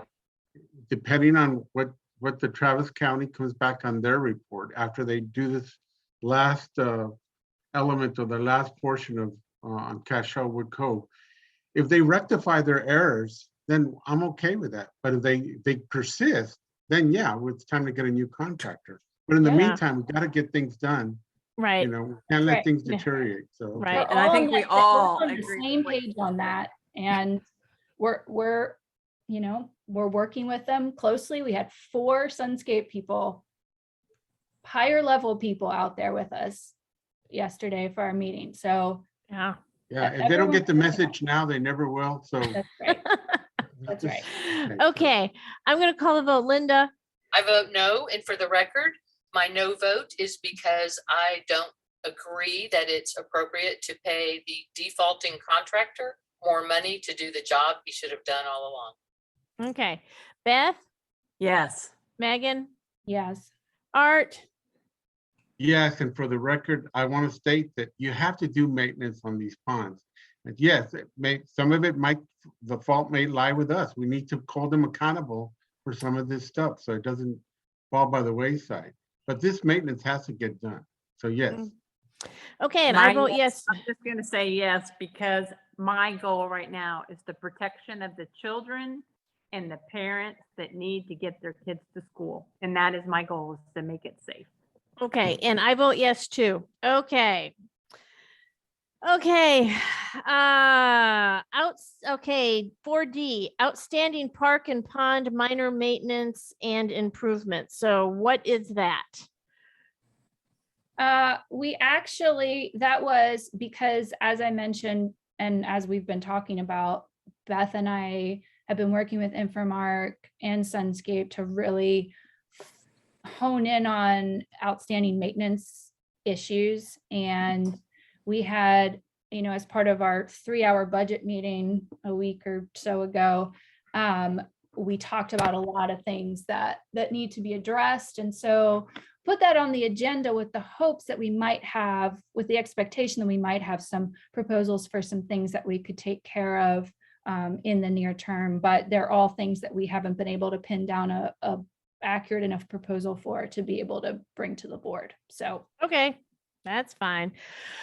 Okay, 5, report from the audit committee, 5A, engagement letter submitted by Maxwell Lock and Ritter. So, I'd like to make a motion. okay, A motion to accept the agreement letter from Maxwell Lock and Ritter to perform the district's annual audit in the amount of $16,500. okay. Can I have a second? Who is that? It was me, Megan. Okay, okay, so do we have any discussion? The only discussion is they increased their fee by $500 from last year. Well, I don't think that's- it's negotiable. yeah, and $500 is, I'm surprised it was that little. Okay, so if there's any more discussion, I'll call the vote. Linda, Yes. Beth, Yes. Megan, Yes. Art, Yes. and I vote yes too. Okay, report from the investment committee. Resolution regarding the annual review of investment policy and strategy and annual designation of authorized broker dealers. And I think we had something on this, didn't we? Did we have an agenda? We had an attachment.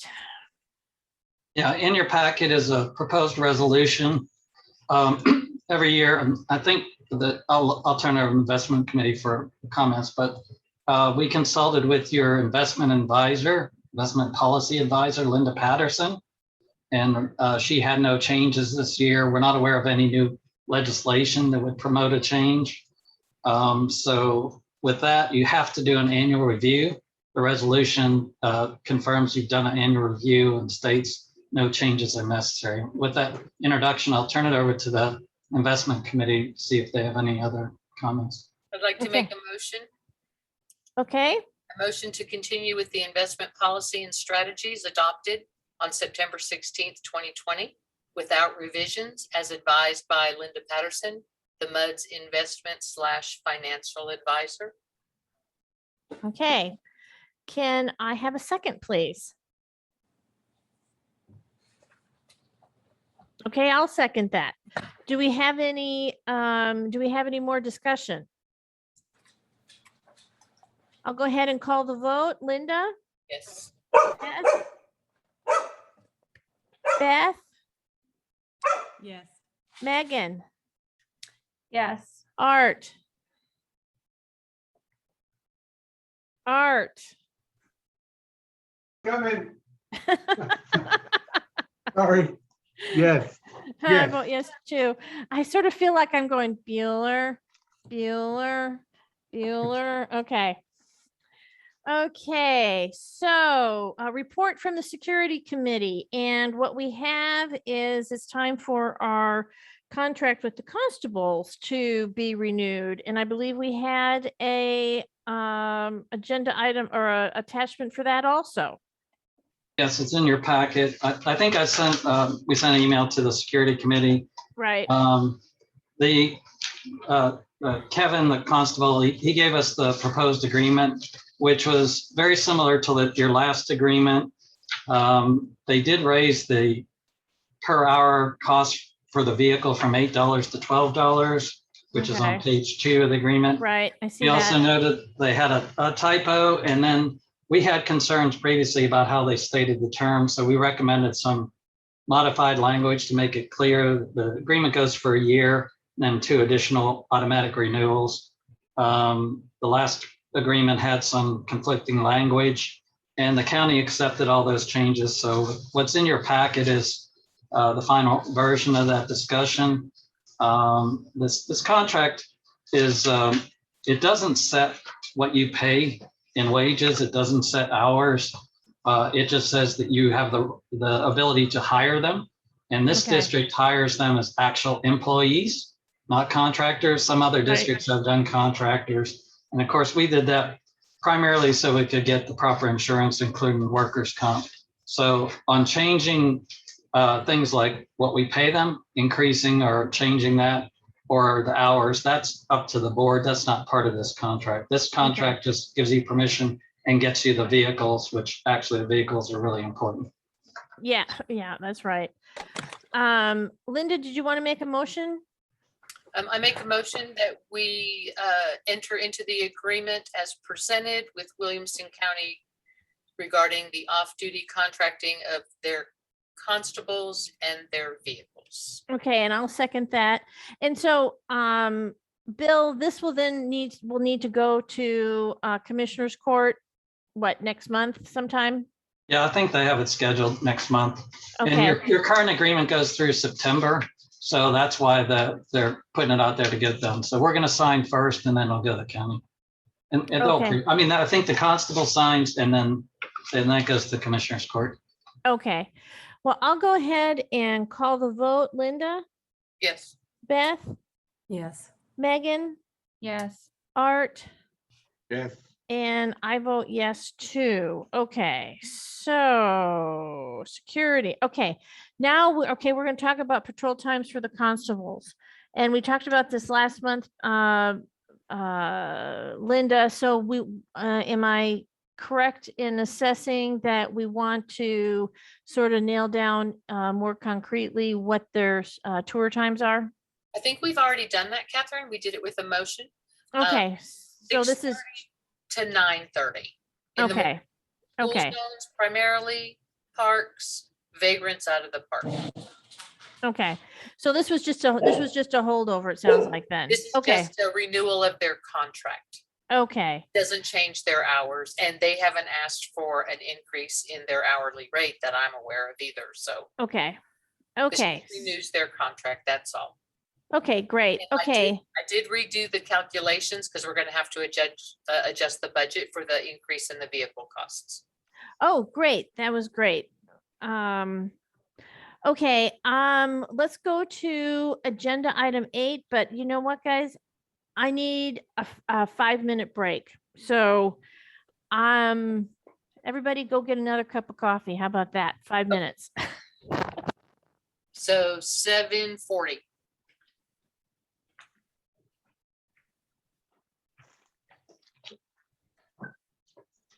Okay. Okay, so Art, are you here? I am. How about you, Megan?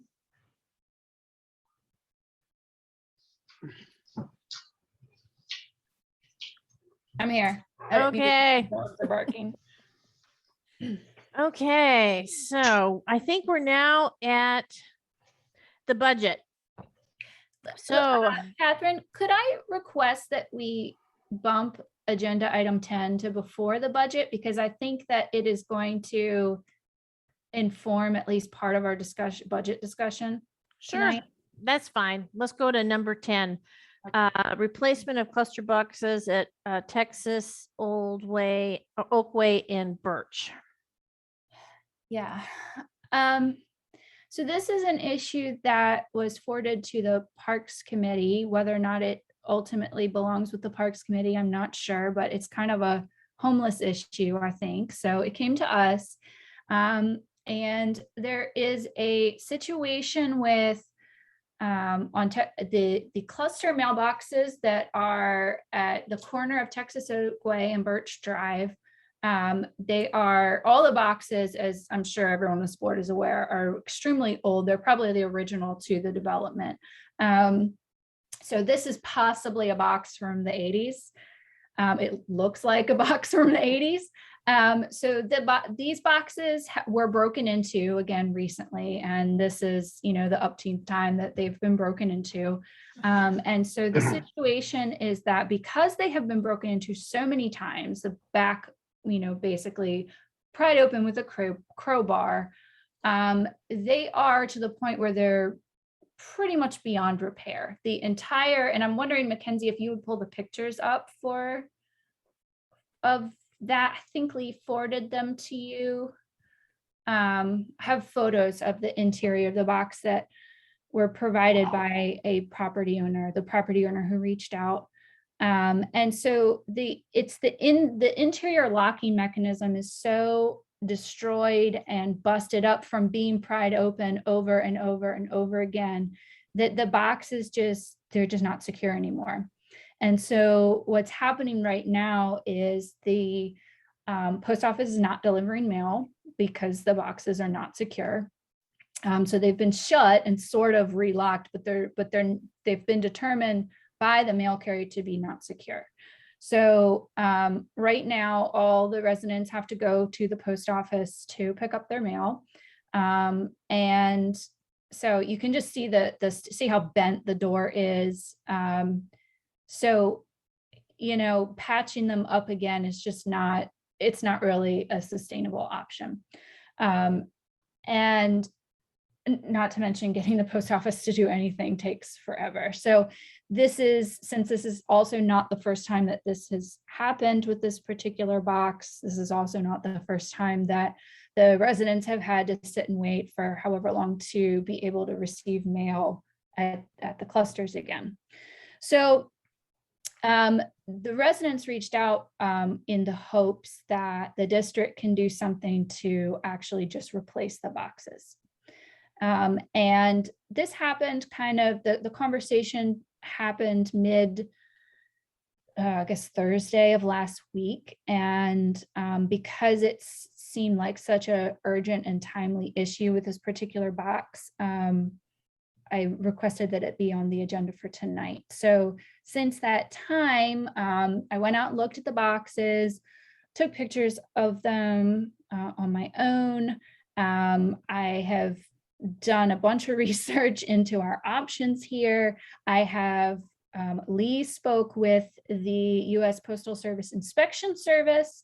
The residents have spoken with the mail carrier, and I went to the post office because nobody answers the phone. So after trying them a number of times and not getting through, I went there and spoke with somebody about the situation. And fundamentally, the issue is that USPS is not going to replace the boxes. They have unequivocally said it's on the mud. So without an HOA and without any other means of funding replacement boxes for these residents, we are the option. And so I looked into how much it would cost to replace this cluster. They are not cheap. The entire cluster, which would require two 16-unit boxes plus a 12-unit box, would be just shy of $5,000. And the other issue with this particular segment of street is there are actually two clusters on this same street about 100 feet apart. So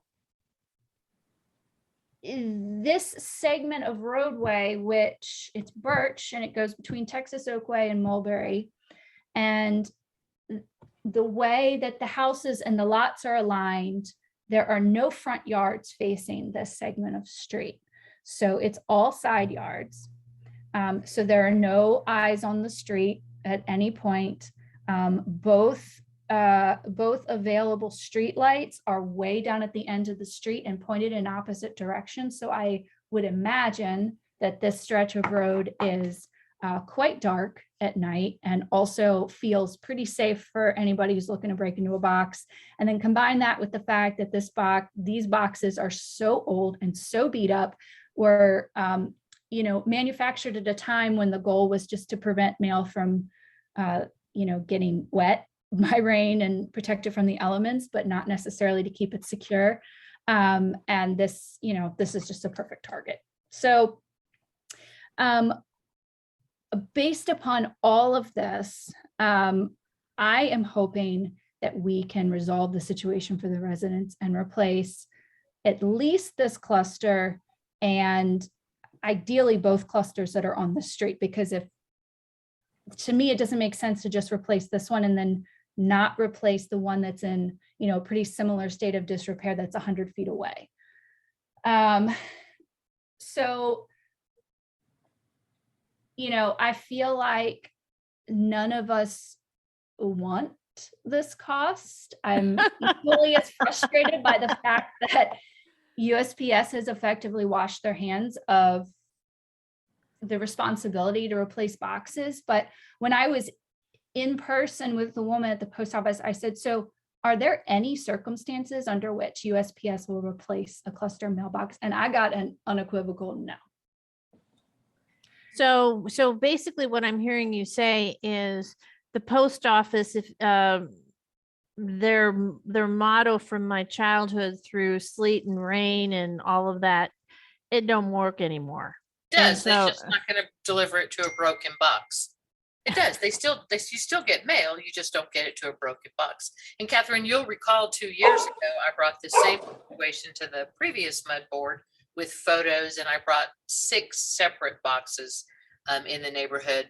And at that time, 2 years ago, the post office said they weren't paying. They were not going to pay. And so I think it really does need to become part of the infrastructure. It isn't a park project because they don't sit in the parks, but they do sit in the right of way. And I think it really should become an infrastructure project. And I think the MUD needs to maintain them. If this box is 32 years old, that was a long life. That was a long investment, and it paid off. But so I guess my question is City of Austin, is Cedar Park, are they replacing cluster boxes when they start looking like this? From the research that I've done, there is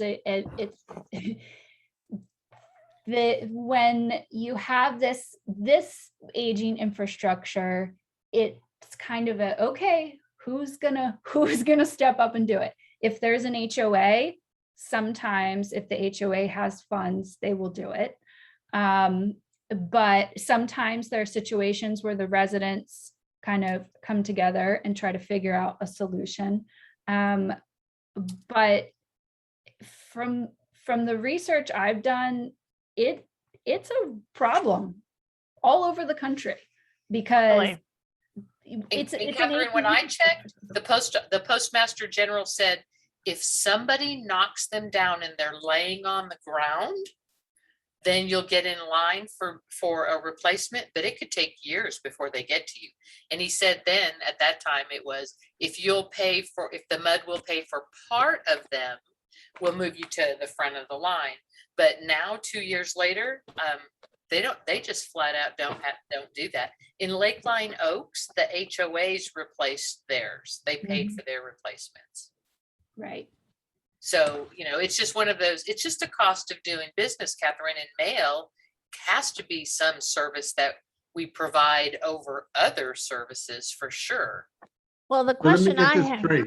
Go ahead. We replace the mailboxes and we give the postal service the keys so they can use our mailboxes to deliver the mail. Right.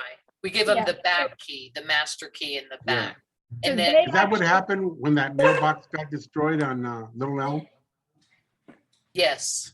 Yeah, so Yes. And I think the post office did replace that one because a car hit it and knocked it to the ground. That's right. basically what it takes to get the post office to even come out and take a look. But they have to be laying on the ground. So Yeah. That sounds like a project for the night. I didn't hear that. Catherine, that's against the law.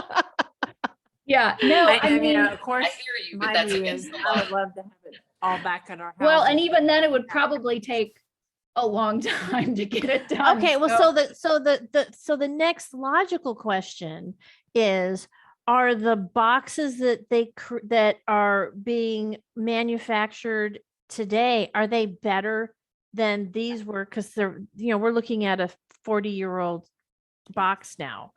Yes, they are much more secure. They are actually built to prevent some degree of vandalism, unlike these boxes. So yes, the answer is And yes. Catherine, if you're going to replace them, there isn't, look at the little footprint. You can see in this picture here, they don't take much space. You could actually move them to a more visible spot, maybe a deterrent for people not to bust into them.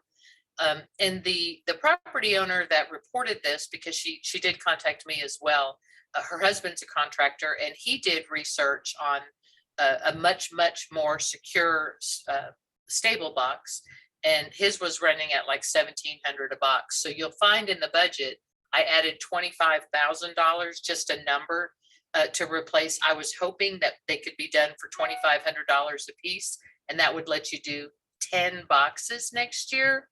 Nope. It's going to run around 5,000 a cluster, at least on average. Well, he sent a bid proposal. Did you get that? Yep. And he Okay.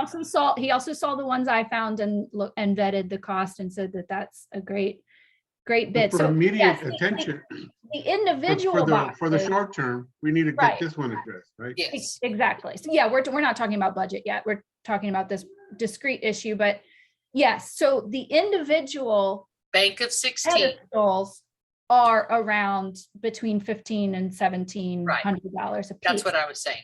But the issue is that each cluster has multiple. So this cluster alone has 2 16 units plus a 12 unit. And it Right. also has a parcel locker, but we don't need to replace the parcel locker because the new units come with parcel lockers built in. So they will actually be getting more parcel lockers than they had, and we don't have to replace that separate pedestal. Well, without an inventory of how many clusters are in need, I took the cost of an individual cluster times 10. That's But how I an came up with individual- 2,500. An individual cluster will be 5,000. No, I mean a bank of 16. Okay, so none of the clusters are single banks of 16, or at least none of the ones I've seen visibly. In fact, some of them are far more. There's one cluster on Old Mill that has 6 16 units plus an additional smaller unit. So But it that- doesn't need replacing though, right? Not right I'm not now. sure. But I guess my point is that even though a single cluster or a single box is that price, if you're going to actually replace the full cluster, it's going to be on average $5,000, not including installation. So you're suggesting that we increase the budget? Well, I think this is what I would suggest. Why don't we talk about the budget when we get to the budget? But tonight, I'm hoping we can address for the residents this discrete issue, the fact that they don't have a functioning mailbox and they need one. So I will tell you that I have gotten more than 7 emails. So we've got to do something. These people Yeah, I are read it. driving 20 minutes. Well, let's make a Sorry, my motion. dog's going crazy. Before you make a motion, 20 minutes to go get their mail. before we make a motion, could I interject some things? Yes. So we need to have legal authority to spend money on mailbox kiosks. They're not our mailboxes. They're not on our property. We don't have anything in our license agreement to maintain mailboxes. So before we decide to spend money on it, we have to determine, do we have the legal authority to do it? Now, we do the sidewalks. We do the sidewalks because the county won't do it. But we have authority to do street repairs, maintain recreational facilities. That's what we do in the license agreement. If we take on this obligation, I want to be sure that we're not going to be in any kind of problem for spending MUD funds for it. So I haven't been through this question before. I can ask Michael and Christy if they have other MUDs doing it, and we could talk to them and see what authority they're using. But I'm reluctant to recommend you go ahead and authorize it when I'm not really sure what authority we have to spend money on it. Now, I know it's a good cause, everybody wants to do it, but I haven't tied it back to a specific authority yet. So should our motion be to give you the latitude to figure it out? Well, you could approve it subject to my finding, my researching it and authorizing it, sure, so you don't hold it up. I'm just telling you right now offhand. I mean, a lot of things I've done before or I know about. This one, I know HOAs are doing it, but HOA's authority is much different than the MUDs. So they can do things that are of general benefit to their members, and they can authorize that even if it's not on their property. But this is clearly in the right of way and not our mailbox. Now, and so just for my clarification, would we then, the post office would be installing whatever it is that we bought? Is that the idea? We would install it, and the only thing that the post office would do is come and install their locks, their lock cores, and then assign the addresses to the boxes. And then the residents can pick up their keys. And Megan, do we want to share with them where the money's coming from? Well, Beth and I were just talking, and we have $47,000 in unspent park improvement money for this year. So, but I hear what you're saying, Bill. So can we, because I didn't want it to wait until next.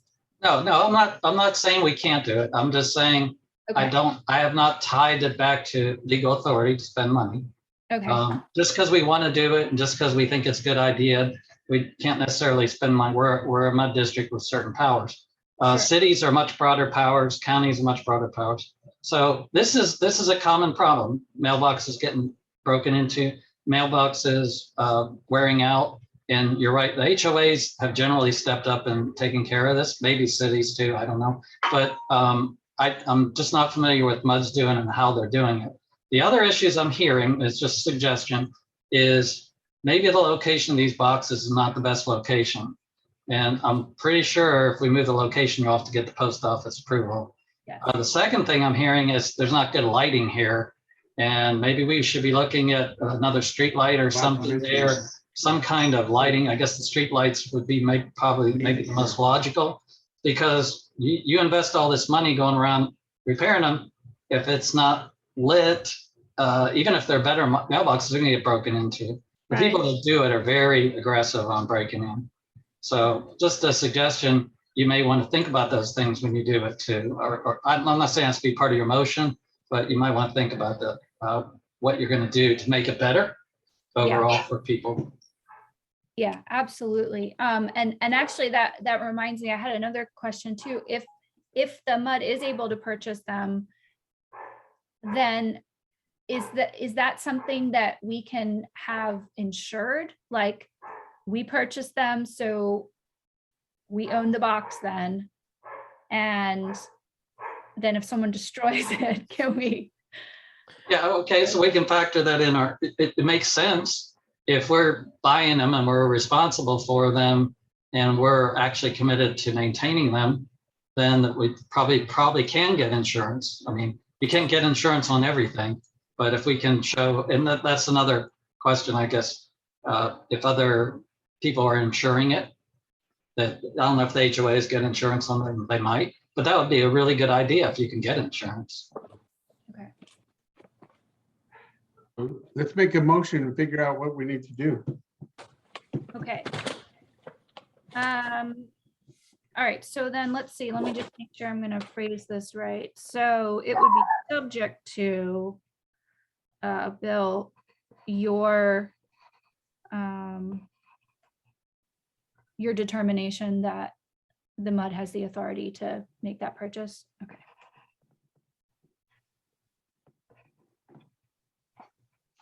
Yes, Catherine, if that pans out, you and Art need to put that in that infrastructure plan you're working on. Yeah. And Megan, can we add in there that will add add lights? That needs to go in your infrastructure plan as well. Well, I think that's Or it's lights. gonna be a separate. Well, that was, you know, as it relates to the lights, I have a recollection that part of what was supposed to happen when they were adding all the street lights was that all the clusters were supposed to have one, and it looks like they missed a couple. That's what I'm hearing. Yeah, I mean, there, actually, the map that our district map that has the locations of all the mailboxes and streetlights, it actually only shows one cluster of mailboxes on this segment of street, and there's two. So I don't know how that was missed, but It happens, yeah. yes, it happens. But Yeah. in any case, yes. All right, so the other piece of this too is the installation costs, and I haven't been able to nail down an actual installation cost. Okay, so the post office won't even do the install if we buy the materials. No, we'd probably be waiting months anyway if we were waiting on that. Okay. So I don't want them doing it. Trust me. right. So, and Infomark, I did talk to Mackenzie, and Infomark doesn't feel great about doing it just because it is kind of a specialized thing. They don't want to mess it up. So Mackenzie, I hope I characterized that correctly. Yes, you did. And I did send an email off to the person that Herb gave me as a recommendation that does this for other districts, who actually installs these as part of his contracting work. And he's going to get back with me in the morning, hopefully, to give me a quote. Okay, perfect. So I sort of factored in, I was just kind of going to factor in like a couple $1,000s for installation as a not to exceed, in the hopes that it's not going to be anywhere near that. So I watched a video on how to install these, and it looks really easy for somebody who installs these and has the tool. You basically just pull out the old one and new drill bolt the bolt and bolt them in, right? Yeah. It's not rocket science, and the man who got the bid has offered to install them throughout the district. His time, his dime, we just buy the bolts. Yeah, so. Well, so And are he's we a going to licensed include the contractor. overhead light? The No, he lighting won't do the as well? overhead light. He offered to install mailboxes. I know, but we're going to have to put some kind of structure with lighting above the mailboxes, don't you Yeah, think? that's in your plan for the future. Okay. Yep. Yep. All right. Okay. All right. So, motion to purchase and install new cluster mailboxes to replace the two existing mailbox clusters located on Birch Drive between Texas Oak Way and Mulberry Way for a not to exceed amount of $12,000. Subject to Bill's determination that the MUD has the authority to make this purchase. Yes, I'll I will second that second. motion. Okay, so you think that, so we think $12,000 is enough to purchase. How much are you anticipating that the cost is to buy the materials? $9,486.70. Okay, so you're thinking that it's gonna be a little over $3,000 to install it. I really hope not, but I just don't want to have to come back. That's easy. It should, man, two guys and a Yeah, drill. We shouldn't boom. pay to install. We should use the good services and graciousness of the residents that live here. If they're qualified and capable, let them do it. He offered and he's capable and qualified. So why not let him do it? I would love Does to he- do that as long as there's no liability issue with that. There's no liability with an Eagle Scout laying concrete. I don't think there's going to be any liability issue with some resident installing a mailbox for us. It's a reasonable question, so you need to ask the question. Bill, do you think that that's, Well, let's just go with the $12,000. Is that what it was? $12,000? yeah, it's a not to exceed of $12,000. And Okay, if you want to pursue Not to exceed. the resident doing it, then Bill, how do you feel about that? But Linda, you said this is a person that does this type of work? He's a contractor. Yeah. Okay, so if he's a contractor, he probably has his own insurance anyway for the other work. So he probably does have insurance. So it wouldn't be any more liability than hiring someone else. So it's probably not a bad idea if he's willing to do it. He knows how to do it. It's a contribution by the community. It's better than going door to door and asking for money. And it's better than having Infomark do it and charge us an extra 15% for the service.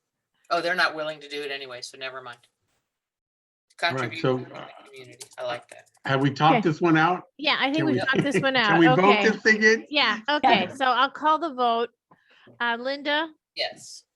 Beth, Yes. Megan, Yes. Art, Yes. and I'll vote yes too. Okay, so that was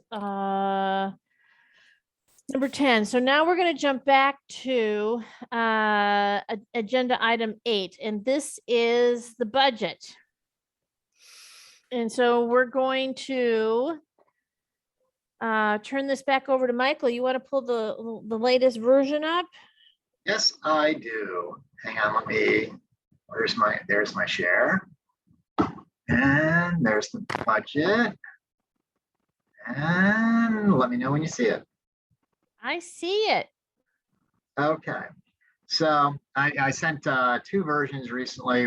The most recent one, because I realized despite being reminded repeatedly, I'd forgotten to add the additional lines for the ponds. So that was the biggest change in the most recent version.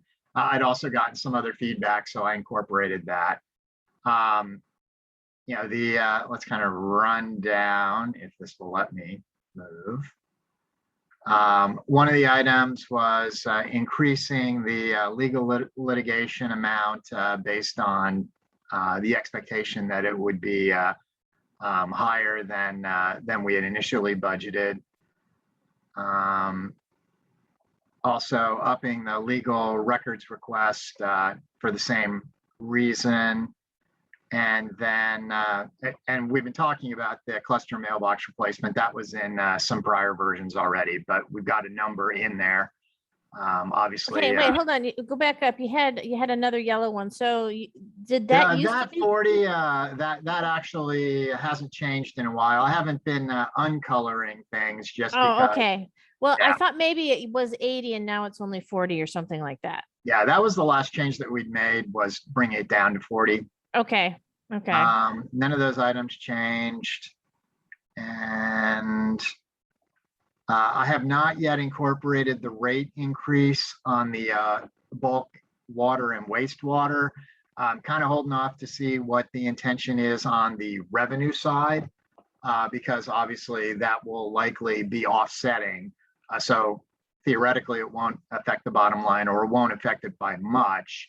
Right. That is definitely something that's, let me put that in red, that we want to make sure gets increased. And then again, there's a bunch of numbers highlighted here, but they didn't change from the last versions you had. The items that I added are all down here on the bottom, and I didn't highlight them actually. I just added them. So each one of these ponds now has 1,100 for repairs and maintenance. So that, and you know, that's just a notional number really, but we don't expect that the numbers will be large, but so that we've got a GL code identified for them, and it'll actually technically be an org unit, which is how we separate certain of these expenses. That's how all your parks are done. They're done as organizational units within the accounting system. So getting a little bit in the weeds there, but just so you know, that's how it can sum together these little groups, is by having that kind of level of organization. And so I added those. And that brings on this version of the draft budget a deficit of 180,000. Okay. And the rest of it down here, the tax section, exactly the same what we were discussing before. The rate that we're publishing of 3291, the breakout of that being 3016 in M&O, and the 0275 from your financial advisor as the debt service rate. So what did we want to discuss this evening? Go to line 99. That's the security vehicle, Yes, and increase it to 1080. that is a good, no, apparently not 99. Let me see. Yeah, you're probably looking at an earlier version, perhaps. Yeah, I did. But I should know where that is if my brain was working. That it's not going to be in the admin. It's going to be in the operations. Security patrol service itself is at the Towards the top, bottom but of I that. believe, yeah, There we go. The vehicle fee, and we did increase it already. It's not enough. It doesn't cover $12 an hour for 900 hours is what we've budgeted for. Okay, I will formalize that then.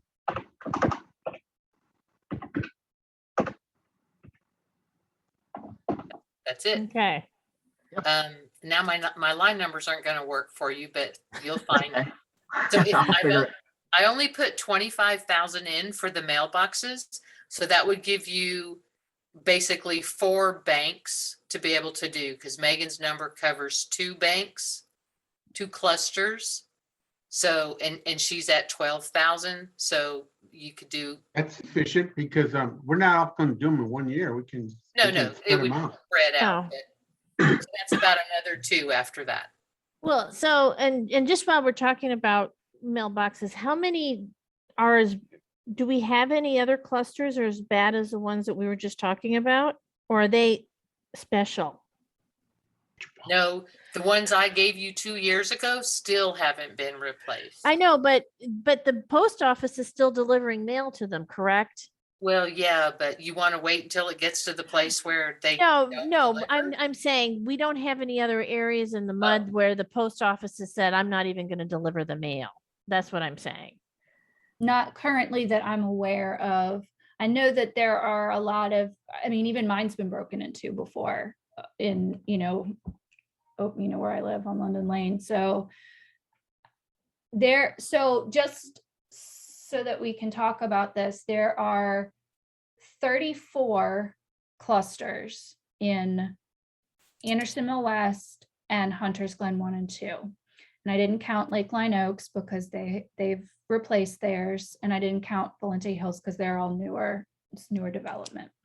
So if for argument's sake, we think that we may want to have a replacement program in place for all the boxes that are old and original to Anderson Mill West and Hunters Glen, and then you take 34, basically I calculated would probably be somewhere around $150,000 plus to do all of them.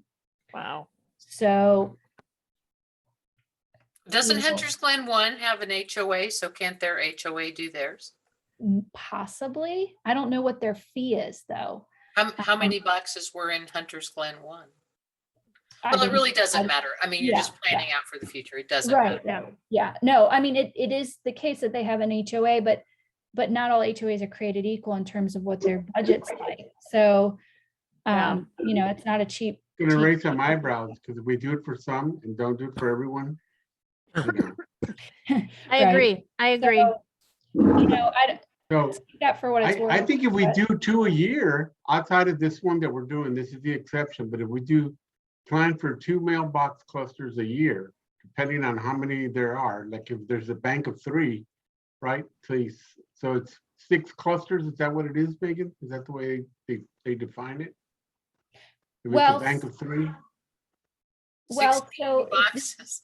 the pedestals are sold separately. So a cluster has somewhere between 3, 4, 16. 5 separate pedestals. Well, Yeah, Valente Hill has 4 clusters, okay? And I think each of them have 16 boxes. So you like a figure single, that's a big bank because it covers the whole 127 people, you know, that live in that area. yeah, So it depends how. we're Is that defining average or is but- that? Art, Yeah. why don't you and Catherine in the infrastructure committee make a plan? In the meantime, let's address this emergency. Well, And, okay, that's what I'm trying to do. Yeah. But if you need, Art, I just have one question. Do you have lights on yours? I'm just wondering so we We can look do. at it. But do you We have an lights in awning. yours? We have an awning with lights. That's what I thought. Okay. I don't Okay. have one on mine. There's no lights over mine. Yeah, but I think that awning and lights is something the HOA did or the builder put it Of in, course, yeah, correct? it was a developer that did it. Yeah, Right. yeah. So, And the HOA replaces the lights, so. yeah, I mean, we can definitely do it on a, you know, these are the worst ones and we want to do these first kind of thing. But Right. Okay. So what else We'll do do we an have? audit on the, I'll do an audit. You've done somewhat, but I'll do an audit on all the mailboxes. I have to get the locator of where they're located. And then Catherine and you and I can get an average bank or cluster or whatever, and then apply a cost to it. Okay. Okay. All right. Michael, go back up to professional legal litigation and professional Sure. legal services. Please. Yeah. Is this the 55,000 that Catherine's email presented this morning? Right. I want to know who authorized your special counsel to take any case beyond where it sits and obligate this district for another $55,000. They didn't, I don't think that that's what happened. Oh, but I'm- actually, he did. He told the judge that he was going to file an interlocutory appeal. And he was gonna charge $55,000 to do it. So my question is, I don't think that's what happened. Well, we have the record copy. So my question is, in what public meeting was this attorney given the authority to even consider an appeal? Okay, so Bill, what's your opinion on what we're discussing? Well, first of all, I don't think that you need board authority for the attorney to take action in the case. He's authorized to prosecute the case or defend the case. And second of all, I'm not going to get into any details in the public forum here in the open session. Right. I What did the not. attorney's going to do or not do. Yeah, I Well, agree. Michael, that number's not going to be big enough. I can tell you right now, that won't be big enough. And of course, then Bill, he charges as well for the special counsel isn't the only one billing for any kind of actions in a court. Bill bills as well. So his legal services need to bump up. And then the open records request, that needs to seriously bump up. You need to go well over 100,000 this year on that one. Okay, so Linda, why do we need so much more in open records requests? Because I'm not getting the records that I'm asking for. So from this Okay, day forward, so- everything I ask for will be done under open records. So what you're saying is moving forward, you are going to waste public funds. No more than because- you did. No more than Linda, you you have the authority. You have, as a board member, you're allowed to see everything. I know, Just- but then you tell me why your contractors are not giving me the records I'm asking for. Linda, me that, you need to and I make won't it, ask. Linda, you need to own it that you're choosing to waste public funds. No, actually Yes, not. you are. You No, I'm not, have to, Catherine. Linda, you have to own it. No. If as a board member, you have the right, you need to make the decision, ask yourself, yes, I can, but should I? Is it appropriate for a board member to waste resources? You do it all the time, Catherine. And No, I have never Let me tell you filed what an I will open own. record action. I have not spent $87,000 Catherine, defending. you spent $300,000 over a 3-year period to withhold the public's records. That is My totally, goodness. that is a total lie. That is not a lie. That is not That is not a lie. total There's no legal inaccurate. proceeding on that. That is a That is not a total lie. inaccurate.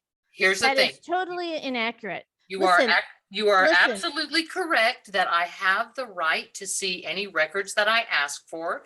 I also can demonstrate that in this district, I am not getting the records that I ask for. I told you I've waited 9 weeks for financial records, still not received. Bill Flickinger has been withholding records for the deed enforcement processes for months. I've got 6. Linda. Yes. I am not withholding any records from you that I have in my possession. I'm not withholding any records from you. Sometimes it'll take longer. Sometimes I have to get records from other parties. Mhm. So I am not withholding any records you're entitled to. You said this before in other statements. I want to correct it. It's not happening. Okay, you correct that, yet the people that you're waiting on the records from are sending me emails that says I have given those. Okay, Linda, I am not withholding any records, regardless of what anyone else is saying. Okay, there is a time period. So I agree that maybe some of the records you've requested either through me or Infomark, there is a delay, but I am not withholding anything from you. Okay, well, I'm going to take you at your word for that. So then, Well, Catherine, thank you. we have 2 contractors that are withholding records, Sage Management and Infomark. And until I get the records, Catherine, I'm going to do open records requests. That way I can document that I have asked for these records and I'm not getting. How can you be arguing about working for the residents of our neighbors if you are making the decision to waste public funds? This is what I'm hearing from you, Linda, is that you lack the intercommunication skills to interact with your vendors. I'm going to say You didn't something. hear that from me. You didn't hear that from me, Catherine. That's your own opinion, and you're not allowed to give your personal opinion. I'm going to share something that I've said privately many times, but I'm going to say it out loud this time. Is I honestly believe that in 2018, if Megan Dudo had decided that there was a huge problem with the volume of records that were being released by the MUD, and she came to the MUD and said, I would like for the MUD to release more records, that she would have been able to negotiate and work with the MUD to get everything that you got through an open records request, and it would not have cost us $250,000 in legal fees. It might not have taken as fast. It might not have taken as fast, but she would not have wasted $250,000 on open records requests. So, well, you know what? That's amazing that you would say such a thing. And that is your opinion, which doesn't count here. And I'm telling you, I'll always give you the opportunity first to give me the records I ask for. If I don't get them timely, you will get a follow-up open records request. And what that does, Catherine, is it shows the public that I am willing to go to the mat to look at the records to identify all these errors that I bring to your attention at every single board meeting. What And it that's gonna tells me is that you are willing to waste precious tax dollars. That's what it tells me that you're willing to do. Well, then you're Yes. Can I ask a yes. question? Sure. Can I ask a question? When will we be able to share with people how much money she really has costed this district? Because it's costing taxpayers so much money, but you're penny nickeling everything else. But when it comes to what she's costing our district, nobody knows. Nobody knows that we spent It's a lot of $87,000 defending the district against her lawsuit. Okay, well, But it's let's something people don't even- okay, so let me answer Beth's question, because she does deserve a legitimate answer. Beth, at the same time that you tell the district that we've spent over $20,000 to defend Louis Cervicon from interfering in the 2021 election, or in the 2020 election, that'll be the time that we discuss all the other wasted expenses. But I'm going to be really honest with you. That is information I am preparing to send out to the entire district. What this lawsuit costs and what the MUD is fighting for. I'm getting that ready now. So you're gonna be doing an email. You're gonna do a mail alert to the entire district. Yeah, I am. Really? I am. Okay. It's my lawsuit. I can talk about it. Okay. So what else? So you need to bump those numbers, because you're going to be spending a lot more.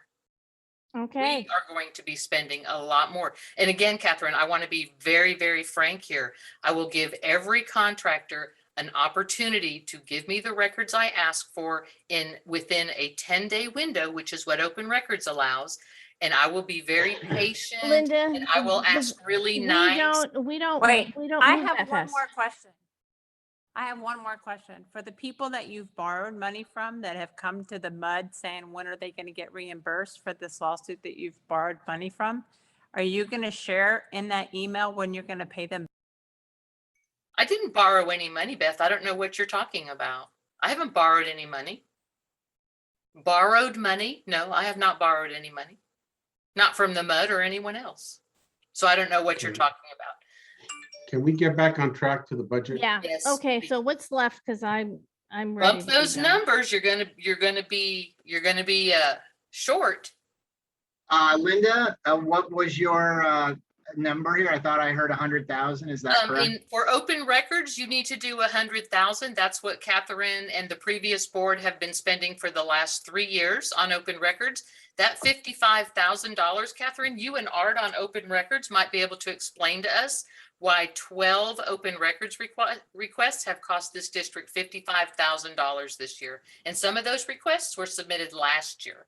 So it's costing about $4,500 for every open records request that comes in this district based on this average. And I haven't requested one thing. So who's wasting money?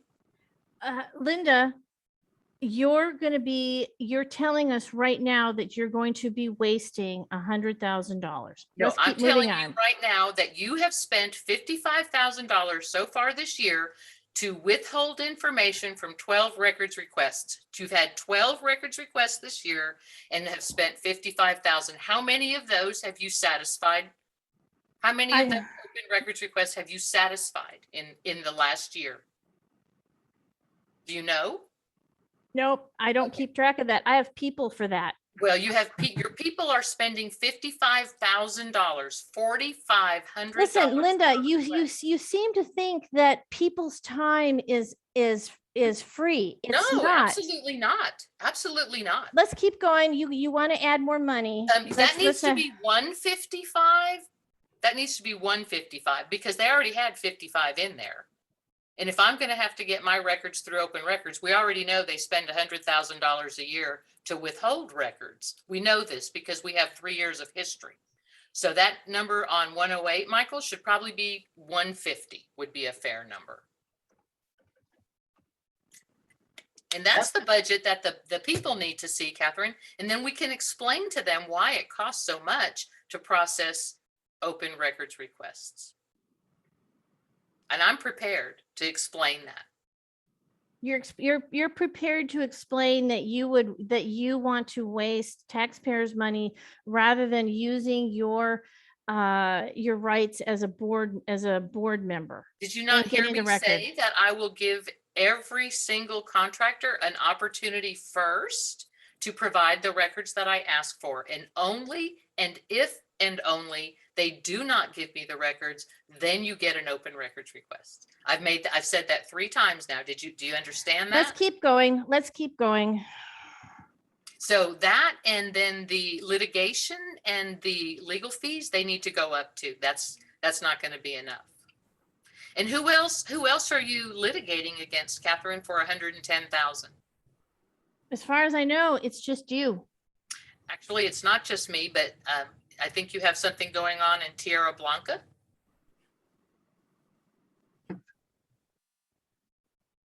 I don't know that that's completely resolved. There's still some court matters going on with that one. Again, that's not overly transparent to the rest of the board what's going on with that, but there's money there. So I don't know what to increase it to. If Clark Richards is going to do 55,000 for an appeal, Bill Flickinger will do at least 1/4 of that in his fees while Clark Richards does the litigation. So you need to bump his number as well. And that's going to be fun to explain to the community. And I think we should. Yeah, and I'm not taking a dime out of parks or any other communication budget or anything, because I don't support this leadership through lawsuit approach that you have going. That is how you're trying to get things done. You're supposed to be elected so that you can be a leader and get things done through working with people and collaborating with people and compromising.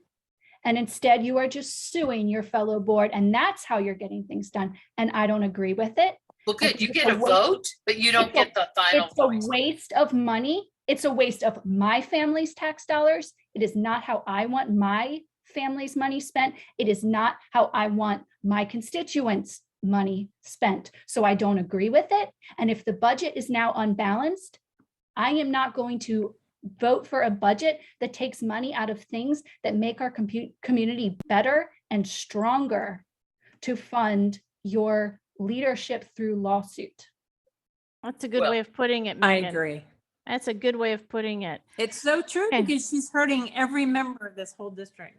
Yes. We could Keep work going. together to make things better and stronger. Had But that choice. because of the divisiveness that's Yes. going on, because you're suing us, we can't ever have a meaningful dialogue that actually gets anything done. There is no trust and there's no communication.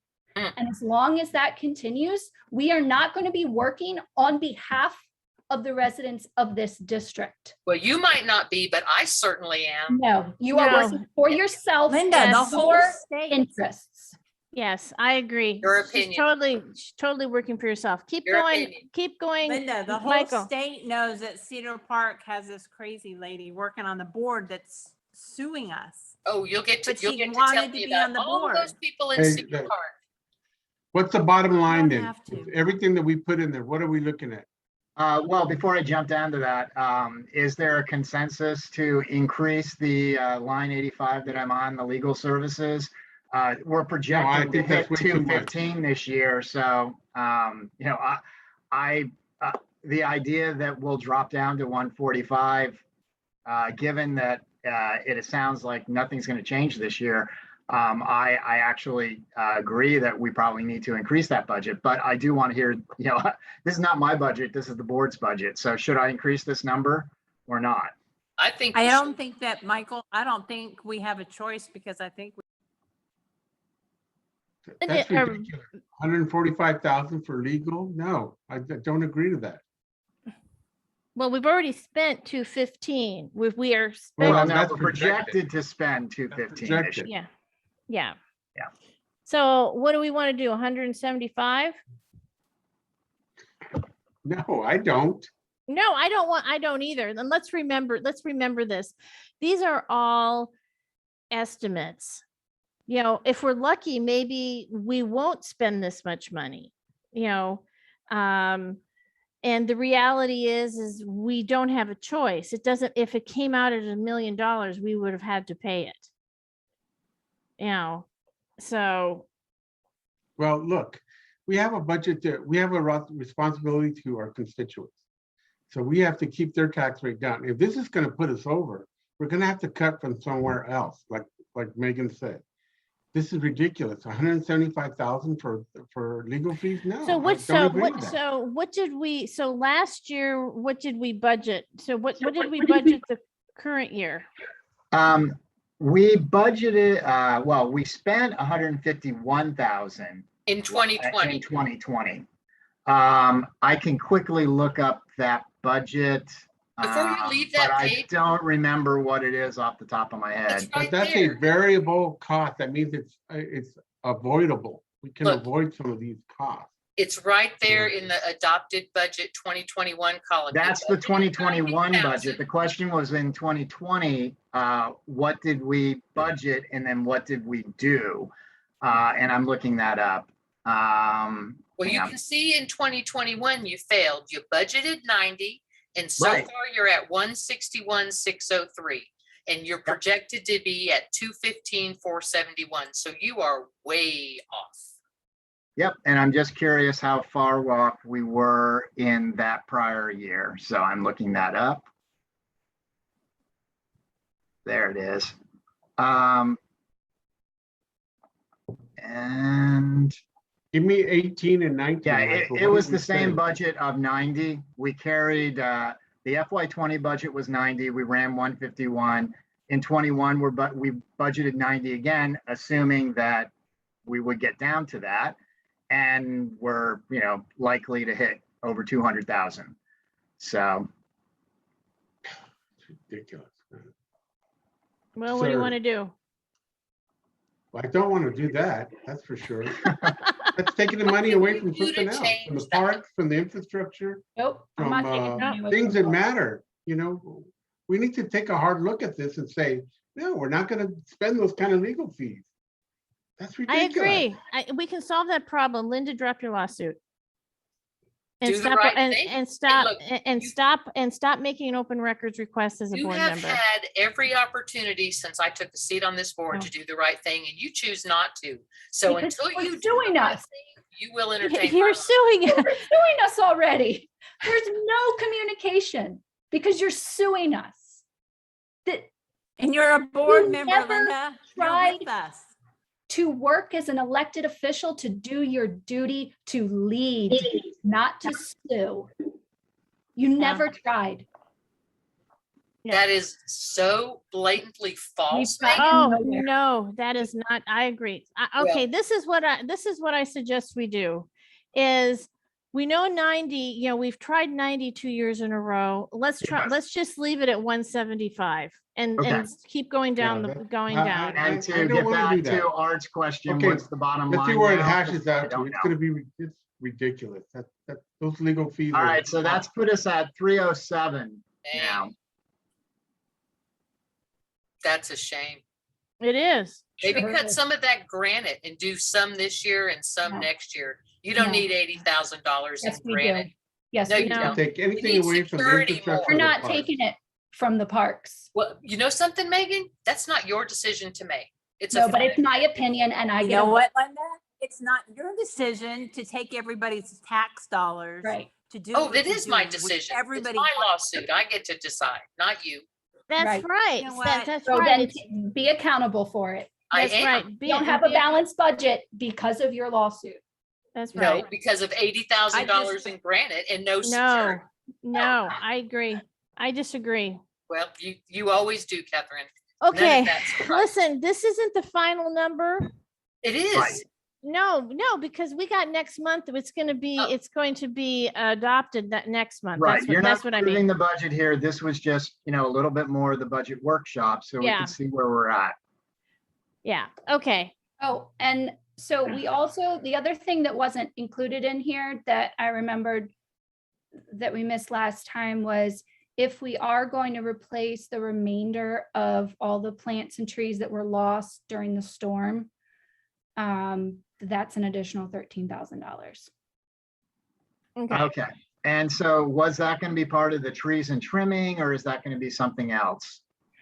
No, that the trees and trimming is tree maintenance. The $13,000 is a replacement of all the things that died and had to be ripped out from the storm.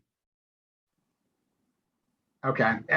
GL wise, though, I'd probably end up putting it here. It's, I mean, unless we have a separate, GL for, because these are replacements. It's not like they're, an infrastructure project that we're adding something new. It really is, this is usually used for taking away stuff that's been destroyed, but this line could also be used for, revegetating. Right. So if you want me to increase this number from the 35, adding 13 would make it 48. Do we just want to round to 50? What number do you want there? Yeah, make it round. What the hell? Yeah, well, I like round numbers in budgets because it's an estimate, it's a guess. Exactly. Round number indicates that more than a oddly specific number. But So where does that leave us, Michael? Now go back down. a little bit worse off, but not much worse. Okay. 15K worse. You guys, So we 322 really need to think negative. about those legal costs. That's way too high. Well, We're taking Catherine's away been from saying something else. that you guys always used to operate almost $500,000 over budget. So I don't know why you're so concerned. You've So now always it's I'm okay. concerned with operated. that line item, Linda. Legal I'm sorry? costs are outrageous. That's ridiculous. Yeah, Well, it is. listen, we It have is. spent, because of the open records, Yeah, 300,000 on open records over 3 Okay, and years. what are yeah, our and that would have findings? paid What are off the our, that results? would have paid off. What's the our benefit of all debt. these lawsuits? Nothing yet. Yes. Nothing. Yes, I You agree. don't know that yet. You don't know that Well, yet. we No don't. judge- We don't know that yet. Neither judge does has anybody ruled. else. Ask your attorney why he's going to appeal a judge's ruling that hasn't even been made. I didn't hear anything about an appeal. So, That's what that extra 55,000 is for. well, then let's Your take that out attorney is because going to. No, listen, no, see, this is what I heard at the hearing yesterday. I heard Linda's attorney say, I'm appealing. And he made, and so it's, he's saying, best 2 out of 3. I heard him say, I expect to lose, so I'm going to appeal. So that's why I said, oh my God, we got to put money into the budget for the appeal.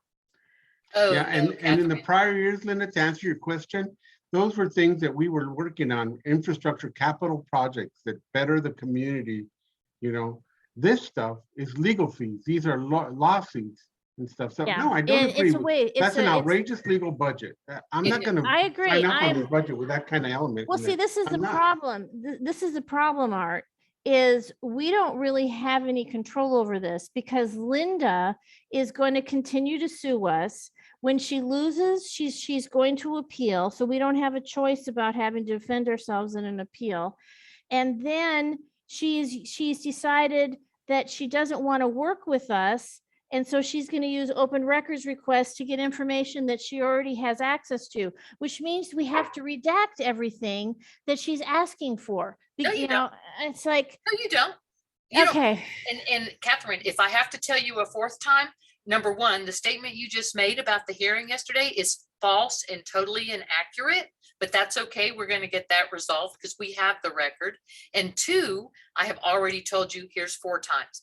I will ask for the records under my authority as a director of this board. If I do not get them, then you get the open records request. You and Art have total control over whether or not there are going to be open records requests or not. I disagree. You are in total control because you're the one making the request. Yes, and I Yes, have. yes. You're the one making the open records request. Okay, so let's let me keep ask you a going. question. I got this for legal. Bill, is there a problem with stalling, or is it just that the information is not available, or we have to review it? What's the issue with the open records? The open records or the request by director? Open I'm sorry, I records didn't have, catch that. yeah, the open records requests have a set procedure. And in general, if it's an open records request, that means the information, when it's released, becomes public information. And so it can be disseminated to the public, whether it was requested by a director or not. So the difference between, and I'm going to tell you a little more than what you asked for. The difference between a request from a director wanting information, just as a director, is that they can get access to information even if there's confidential information in it. They just can't disclose that to the public.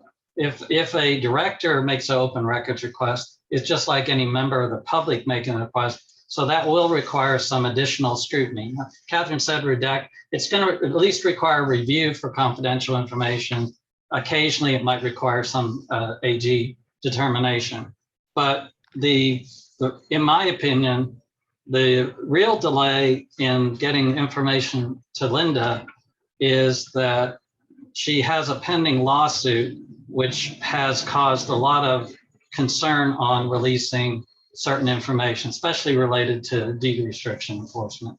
And so there's a significant delay between the information being requested and information being accumulated primarily from our deed enforcement contractor to be reviewed by me so that it can go to Linda, because we've set up this process where it's got to be reviewed. And in other cases, it's just the magnitude of the information to get it together. So I don't think the delays will continue like they have been, because we have so much else going on, but that's what's causing the delay, not so much a refusal to provide the information, just to get it from the various sources and get reviewed. Did I answer your question at all? Well, yeah, there's a distinction between it being a FOIA request and it being public information to having the director request it and then her, making her work based on her findings. Yeah, there's one other issue I want to mention because it is a factor. If a director requests information and it requires, my office, I pretty much just do what's required. And if you guys have a problem with it, you'll let me know. But we have other contractors, Infomark, Sage Management, that might have to charge extra in relation to the request. I'm not saying they will, but there might be additional cost. So in some cases, they'll probably need board authorization to expend that additional cost. So Art, put that in perspective. You get contractors who want to charge us to give us access to our records. They're temporary custodians, but when they have to pull our records for us, they want to charge extra. You want to talk about waste? Take a look at that, for example. Just think about that. I understand where you're coming from, Linda, but how extensive is that search? If we have to go back and look at old records and stuff. No, sir, that is in fact not true. And there is a mechanism in place, and you know this because you're on the records modernization. There are shared drives out there where that data should be stored. And then I wouldn't have to ask at all. I could go to that shared drive and see what I needed to see. But that's not in place yet after 6 or 7 years of trying. And so the only way to get the records is to ask for them. And Bill is not being totally genuine. If I have waited 8+ weeks for a letter, then there is something wrong with this whole process. It shouldn't take that long. It shouldn't take a day to hand me a letter that was written to a resident in this district. There is nothing about my lawsuit that pertains to Sage Management writing letters outside of my section. So that is a disingenuous thing to say, that you're waiting on something that is already in your possession according to the contractor. And if the contractor is not being honest with me, then that's a violation of the communication policy, and I'll deal with that separately. Okay, Linda, I'm not saying anything dishonest. I don't have that letter to give to you. If I did, I would review it and give it to you. Okay, well, let's move keep on. going. So, Michael, you want to stop sharing, please? Yes. Hang on, let me As far find. as the there's budget the goes, stop we're share dead in the button. water. I'm not going to agree to 175,000 for legal fees. I'm not. You guys can Well- outvote me, but I'm not. I'm not gonna do that. Me neither. Well, that's okay. We'll talk about it tomorrow. We'll talk about it. I think we need to Our- put it out to the community. I really do. I think this needs community involvement. I Art, I think, and I really wish think they the would have been response on would this be, today. why are we wasting so much money having one director sue another? Well, Okay, so don't try let's to go. predict your constituents. So, agenda item 9, deed restrictions committee. Okay, so Bill, what do we have? What kind of authorization do you need? Well, we have, I was thinking we may need to go in executive session, but now I'm thinking maybe we delay action on the pending ones. I need to do a little more review about, on 9B. We sent the request, the emotional support animal letters in your packet. Our policy is in the packet. I think I need to review the letter a little more closely as to a recommendation. In fact, I think we're going to need more information on the request in connection with our policy. 9A is we do have one carryover deed restriction enforcement matter, but I don't know that we want to discuss it tonight. What's the Okay. street address? Or just give me the name of the street that you have under A. It's the one we discussed in the last DRC meeting. It deals with open storage items on Birch. Okay. But if you want to, we can go in executive session. I just don't know that ready to proceed with those tonight.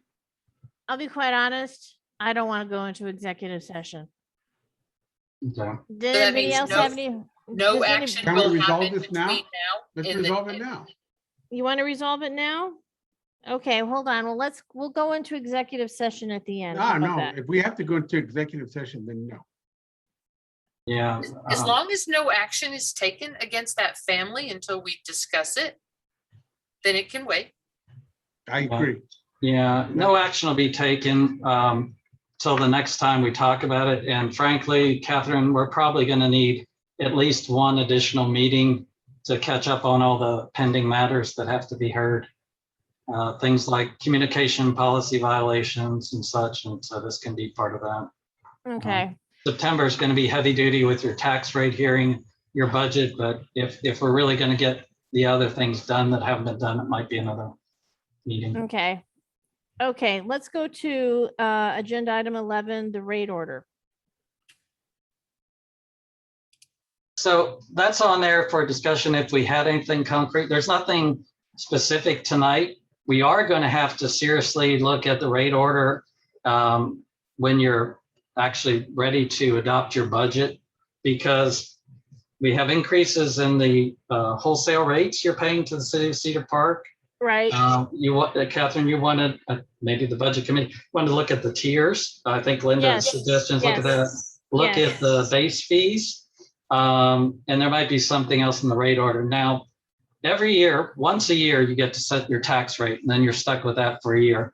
But you can change the rate order at any time. right. So, Michael will be looking at, here's your revenue. What's your revenue from your rate order? What's your revenue from O&M taxes? So it's a very important part of it. There is no red line draft tonight, but we will need to consider it when we do the tax rate budget on 15th. So, Okay, and which committee would that be under, Catherine, as far as the rate order? well, isn't the rate order, isn't that, Part of the budget. well, I was going to either say it was the customer care or it was the budget. I'm thinking I it should thought it's probably the just budget. stay with the budget, yeah. Okay. Yeah, I think So- it makes more sense with the budget. Bill, didn't we have to publish a rate order soon? We already did it, didn't we? Right, The didn't we- highest number, but that doesn't mean we stick with it.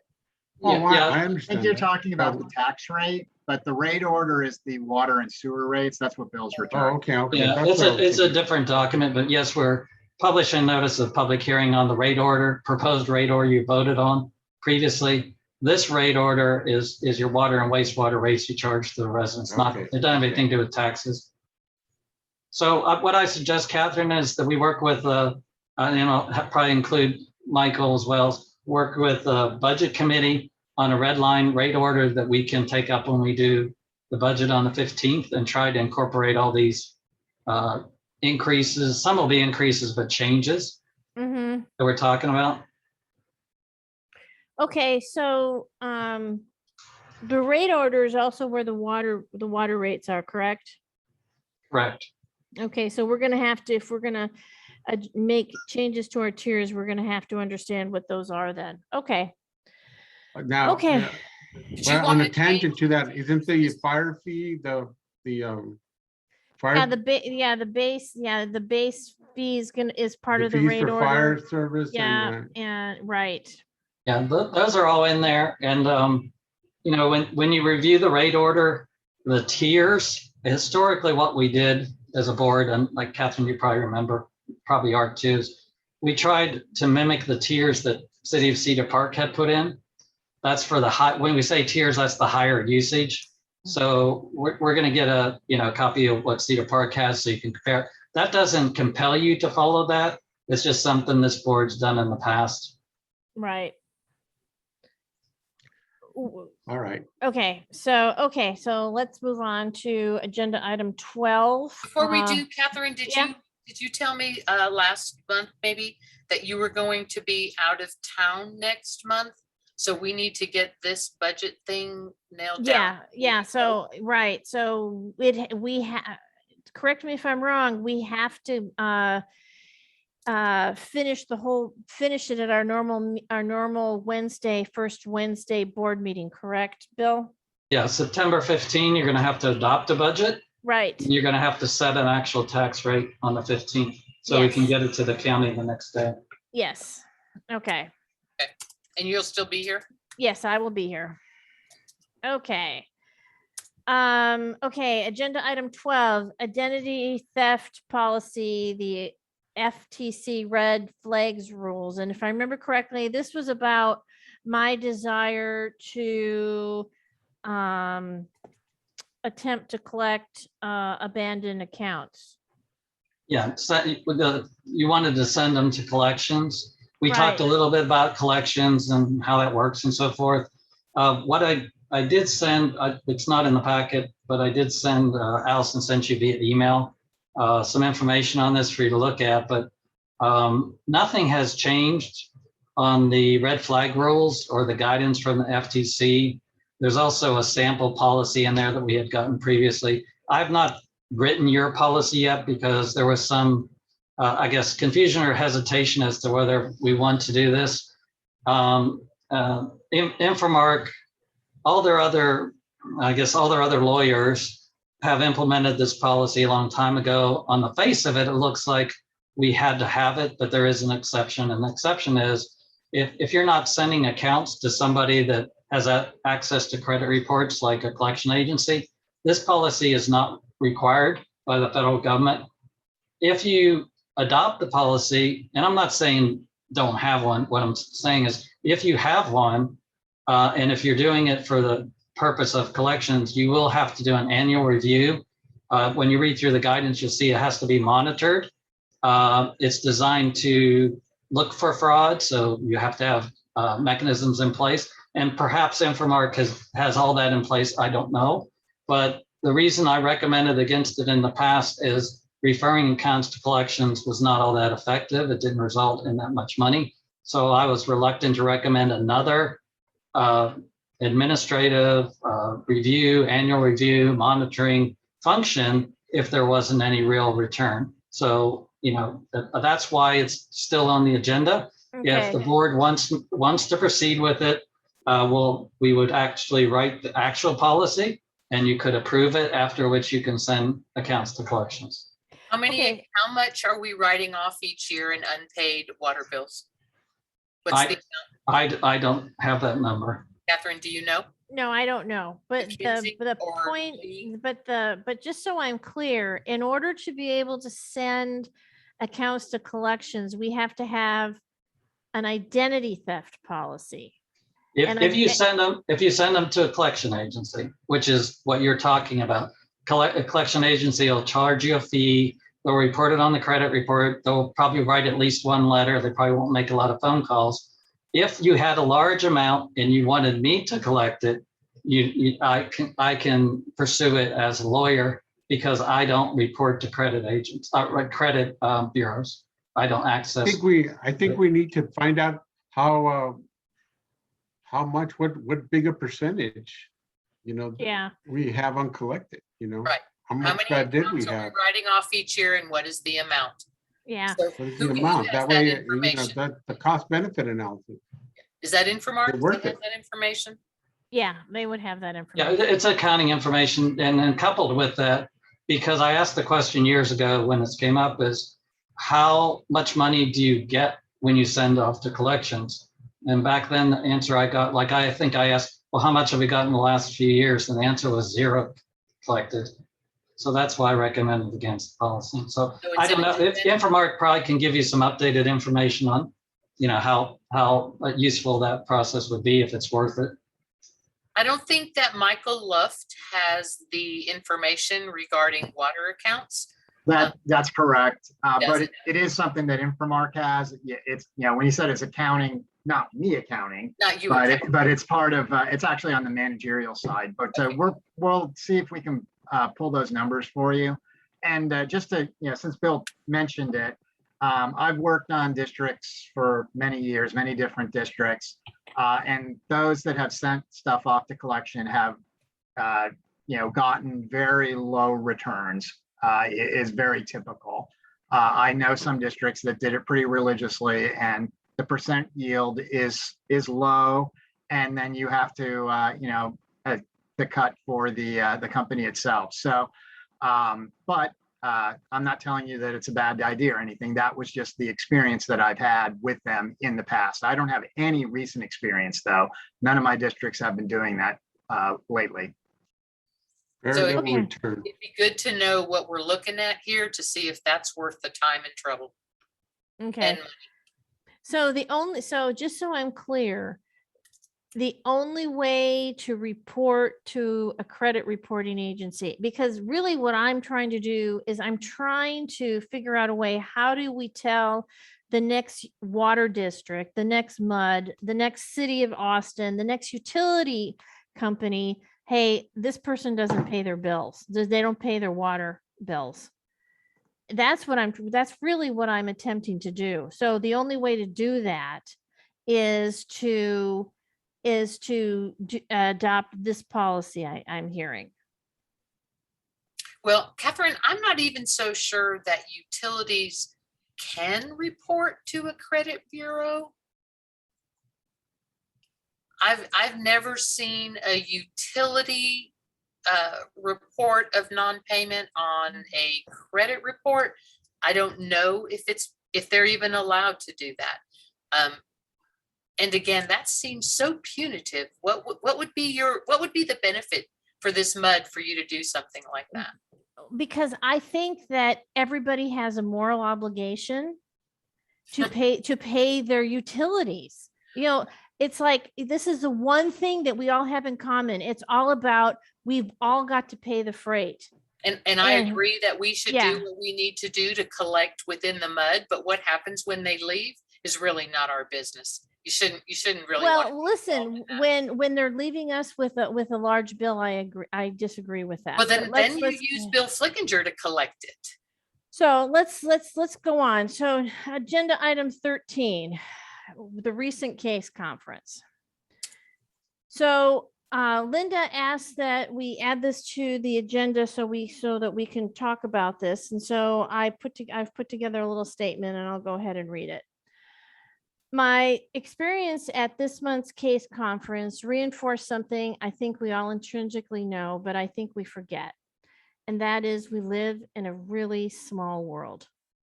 We think that everything we do for the district is small, it's encapsulated, and it stays in the district, but it's not true.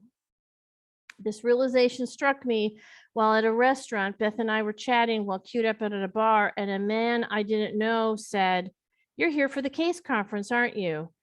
Beth and I confirmed this, both surprised as we weren't wearing anything that identified us with the MUD.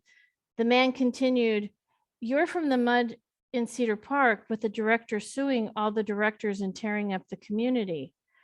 Again, Beth and I confirmed we were with WTCMUD1, and that was it. That was the end of the conversation. In 30 minutes, we were summed up as the board members from Cedar Park with the board member trying to tear the community apart. If I were to guess, I would say that this man was, oh, I lost my place. If I were to guess, I would say that he was an attorney and he was somebody who was probably going to respond to the RFQ Art and I are working on. Everything we do is available for the rest of the world to see and will be available for a long time. Meetings, videos of our meetings will be available long after the current directors are off the board. The minutes from the March 17th board meeting approved last week record multiple public comments with residents complaining about the harassing conduct by Linda Fobb and her encouragement of another resident to harass his neighbors. This is what the pool of available attorneys and engineers and account managers, deed restriction inspectors, waste management companies see when they look at us. They see an opportunity. They see a MUD struggling with chaos, and it's just a matter of time before vendor fatigue sets in. An opportunity to pick up a new client and charge a premium to put up with the chaos. In Infomark's case, we've had numerous months where our use of man hours exceeded the contract. Infomark paid the overtime. They didn't come back to us for it. They've taken the loss on the contract for the short term while new board members learn the ropes. The positive relationship this board has forged with Infomark in the past is allowing us to get through the learning curve. But at some point, we will be called on to pay the freight with all of our vendors. The cost of freight is only going up. The case conference itself centered around the legislative session and the disasters we've lived through, the pandemic and the winter freeze with all the encompassing issues that ensued. There was a presentation from a landscaper discussing the stress on landscaping, how long it would take for the trees to recover, signs to look for. This then pivoted into budgeting for long-term planning and maintenance. Trey Larry gave an extensive review of the last legislative session. He provided insight into what was actually happening behind the scenes, the mask rules, the social distancing, how they were different in the different chambers, how working remotely instead of in person actually resulted in the ability to get access to the representatives. This included a high-level review of the MUD-related legislation that was passed. There was a presentation on the changes to the open meetings rule and how directors can participate from remote locations. There was a presentation on mutual aid programs in place for disasters like Harvey and Uri. There was an extensive presentation from Todd Burr from Infomark about how the freeze destroyed infrastructure, even though standard winter precautions had been taken. Todd showed statistics about just how cold it was and for how long. I didn't realize how cold it was. I thought we had just experienced 15 degrees for longer than normal, but temperatures actually got down to 0 with negative wind chills. He shared pictures of huge cast iron fittings that were blown apart from freezing water. It's important to realize the water was flowing through the pipe. It was so cold, the water froze while it was moving. Todd talked about the issues encountered with backup generators. The fact that backup generators that are not exercised at full load capacity for long periods will fail. And that's exactly what happened during the freeze. The loss of the electrical grid cascaded through the entire infrastructure, handling water, sewage, and drainage. Our MUD was very lucky. We didn't lose electricity or our source of water from Cedar Park. Imagine the cost if none of the pumps at our 3 lift stations had worked for 7 days because of no electricity. There was a presentation regarding microelectrical grids in conjunction with backup generators. Generators are multi-million-dollar investments which have been mandated to ensure critical infrastructure stays operational.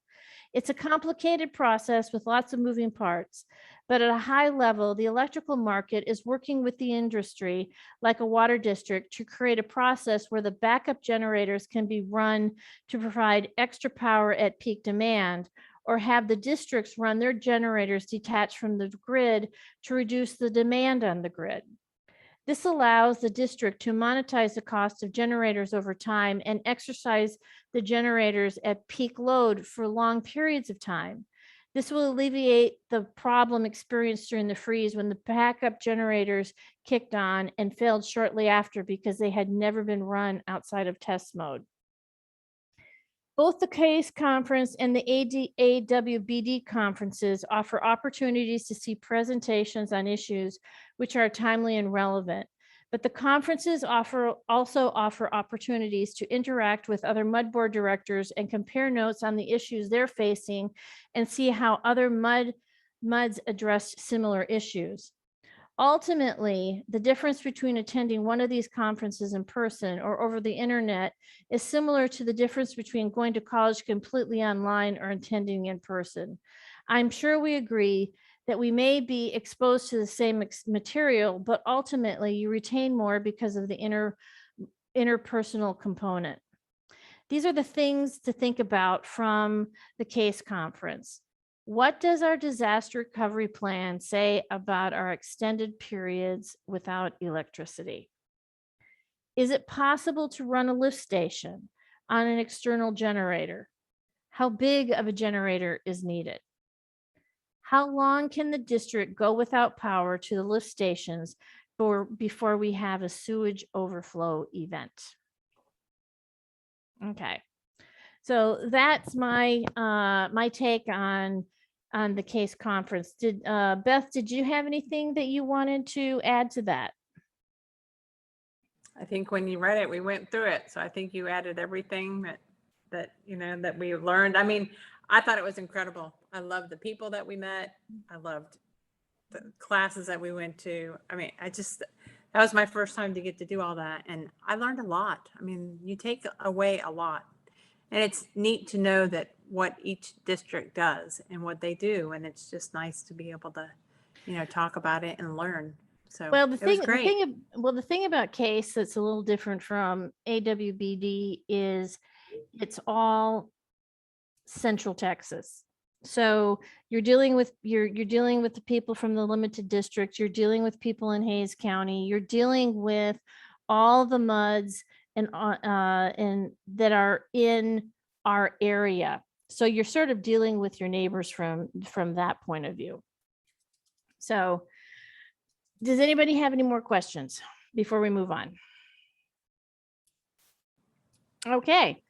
Okay, 14 is we got minutes from a prior regular session. Did we receive those? We don't have any minutes for tonight. Okay, so we've got future board meetings. So we've got the next board meeting, that's agenda item 15. And that is, the next board meeting is the DRC, and that is going to be on September 13 is the DRC meeting. Right. Okay, so are you going to want to put excuse me, the emotional support animals and that kind of stuff on, excuse me, that agenda then, Bill? Yes. Okay. I mean, unless we had another meeting prior, but yes. I'm not anticipating that. Okay. Well, we didn't anticipate it this month either. Yeah, so the 13th would be DRC, and that would encompass the emotional support animal and the other pending action we talked about, and anything else that's ready for you guys to talk about.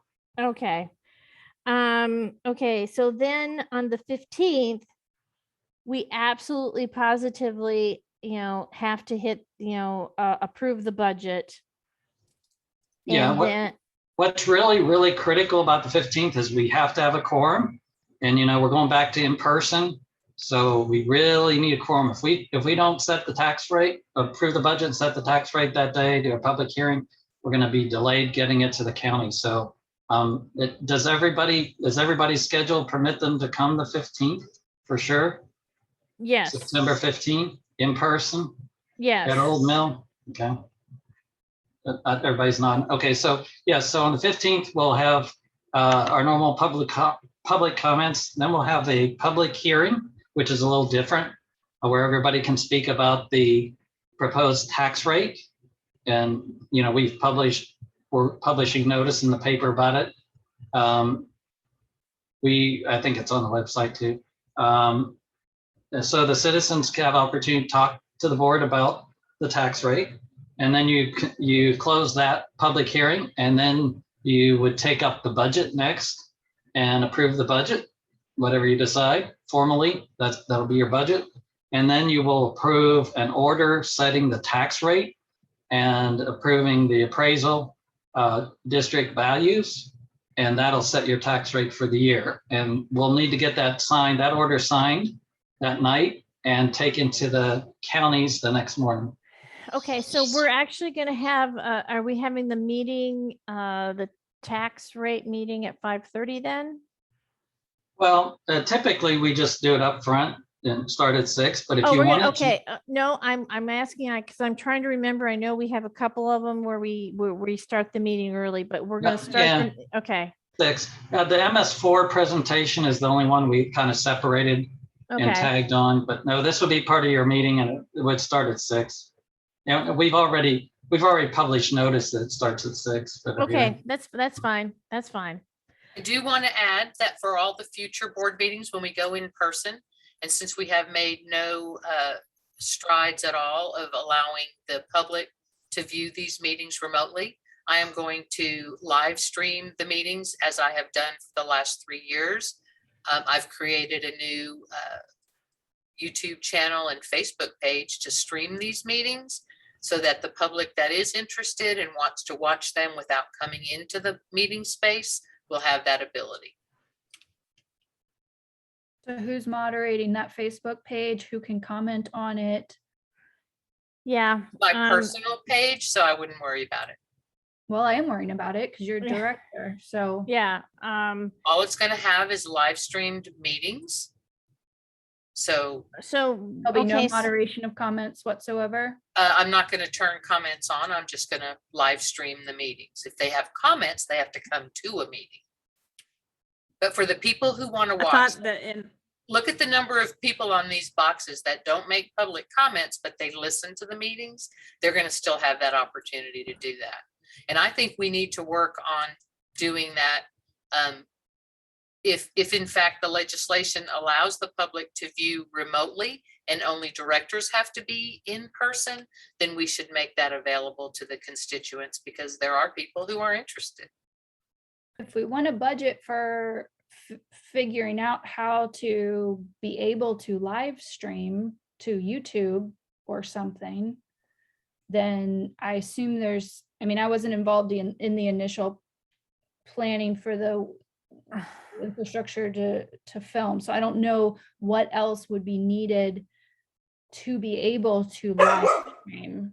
Do you, A cell phone, a tripod. no, I no, just no, formally- no. formally, no. not with a cell phone. No, I mean, that's yeah, I fine. agree. Yeah, I yeah. mean, on a district YouTube, Okay. like the court proceedings, you can watch them live.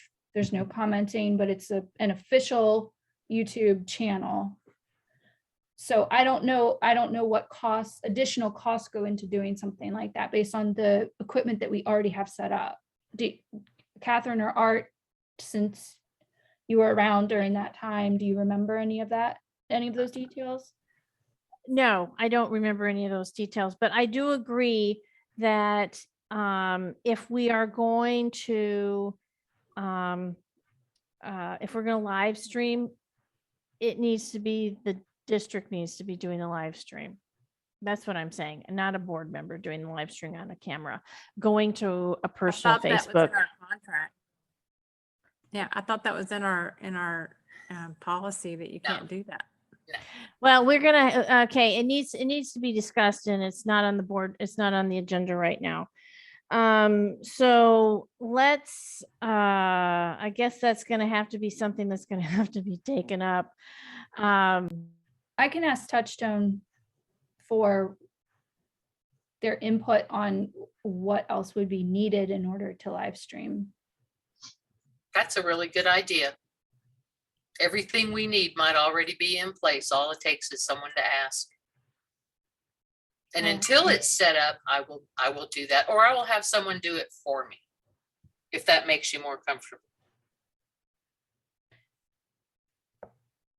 Catherine, you're muted, Catherine. She can't hear you. Let's go that direction. Let's see if Touchstone can do it.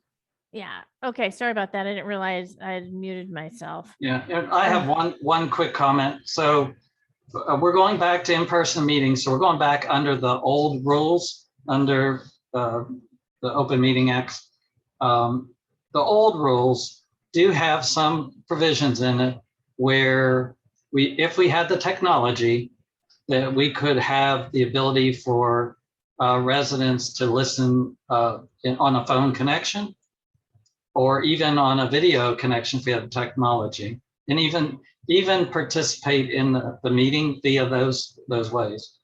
When you have a director participate, it has to be video, audio and video. It has to have there's certain technology requirements that we talked about a little bit. Infomark was trying to equip their offices to accommodate some of that just in case we needed it. But we're going into Old Mill where, it's kind of a war zone in there right now. I'm assuming we can't facilitate that immediately, but that would be another option. It sounds like if live streaming is possible, that satisfies a lot of the need to have residents be able to at least view and listen.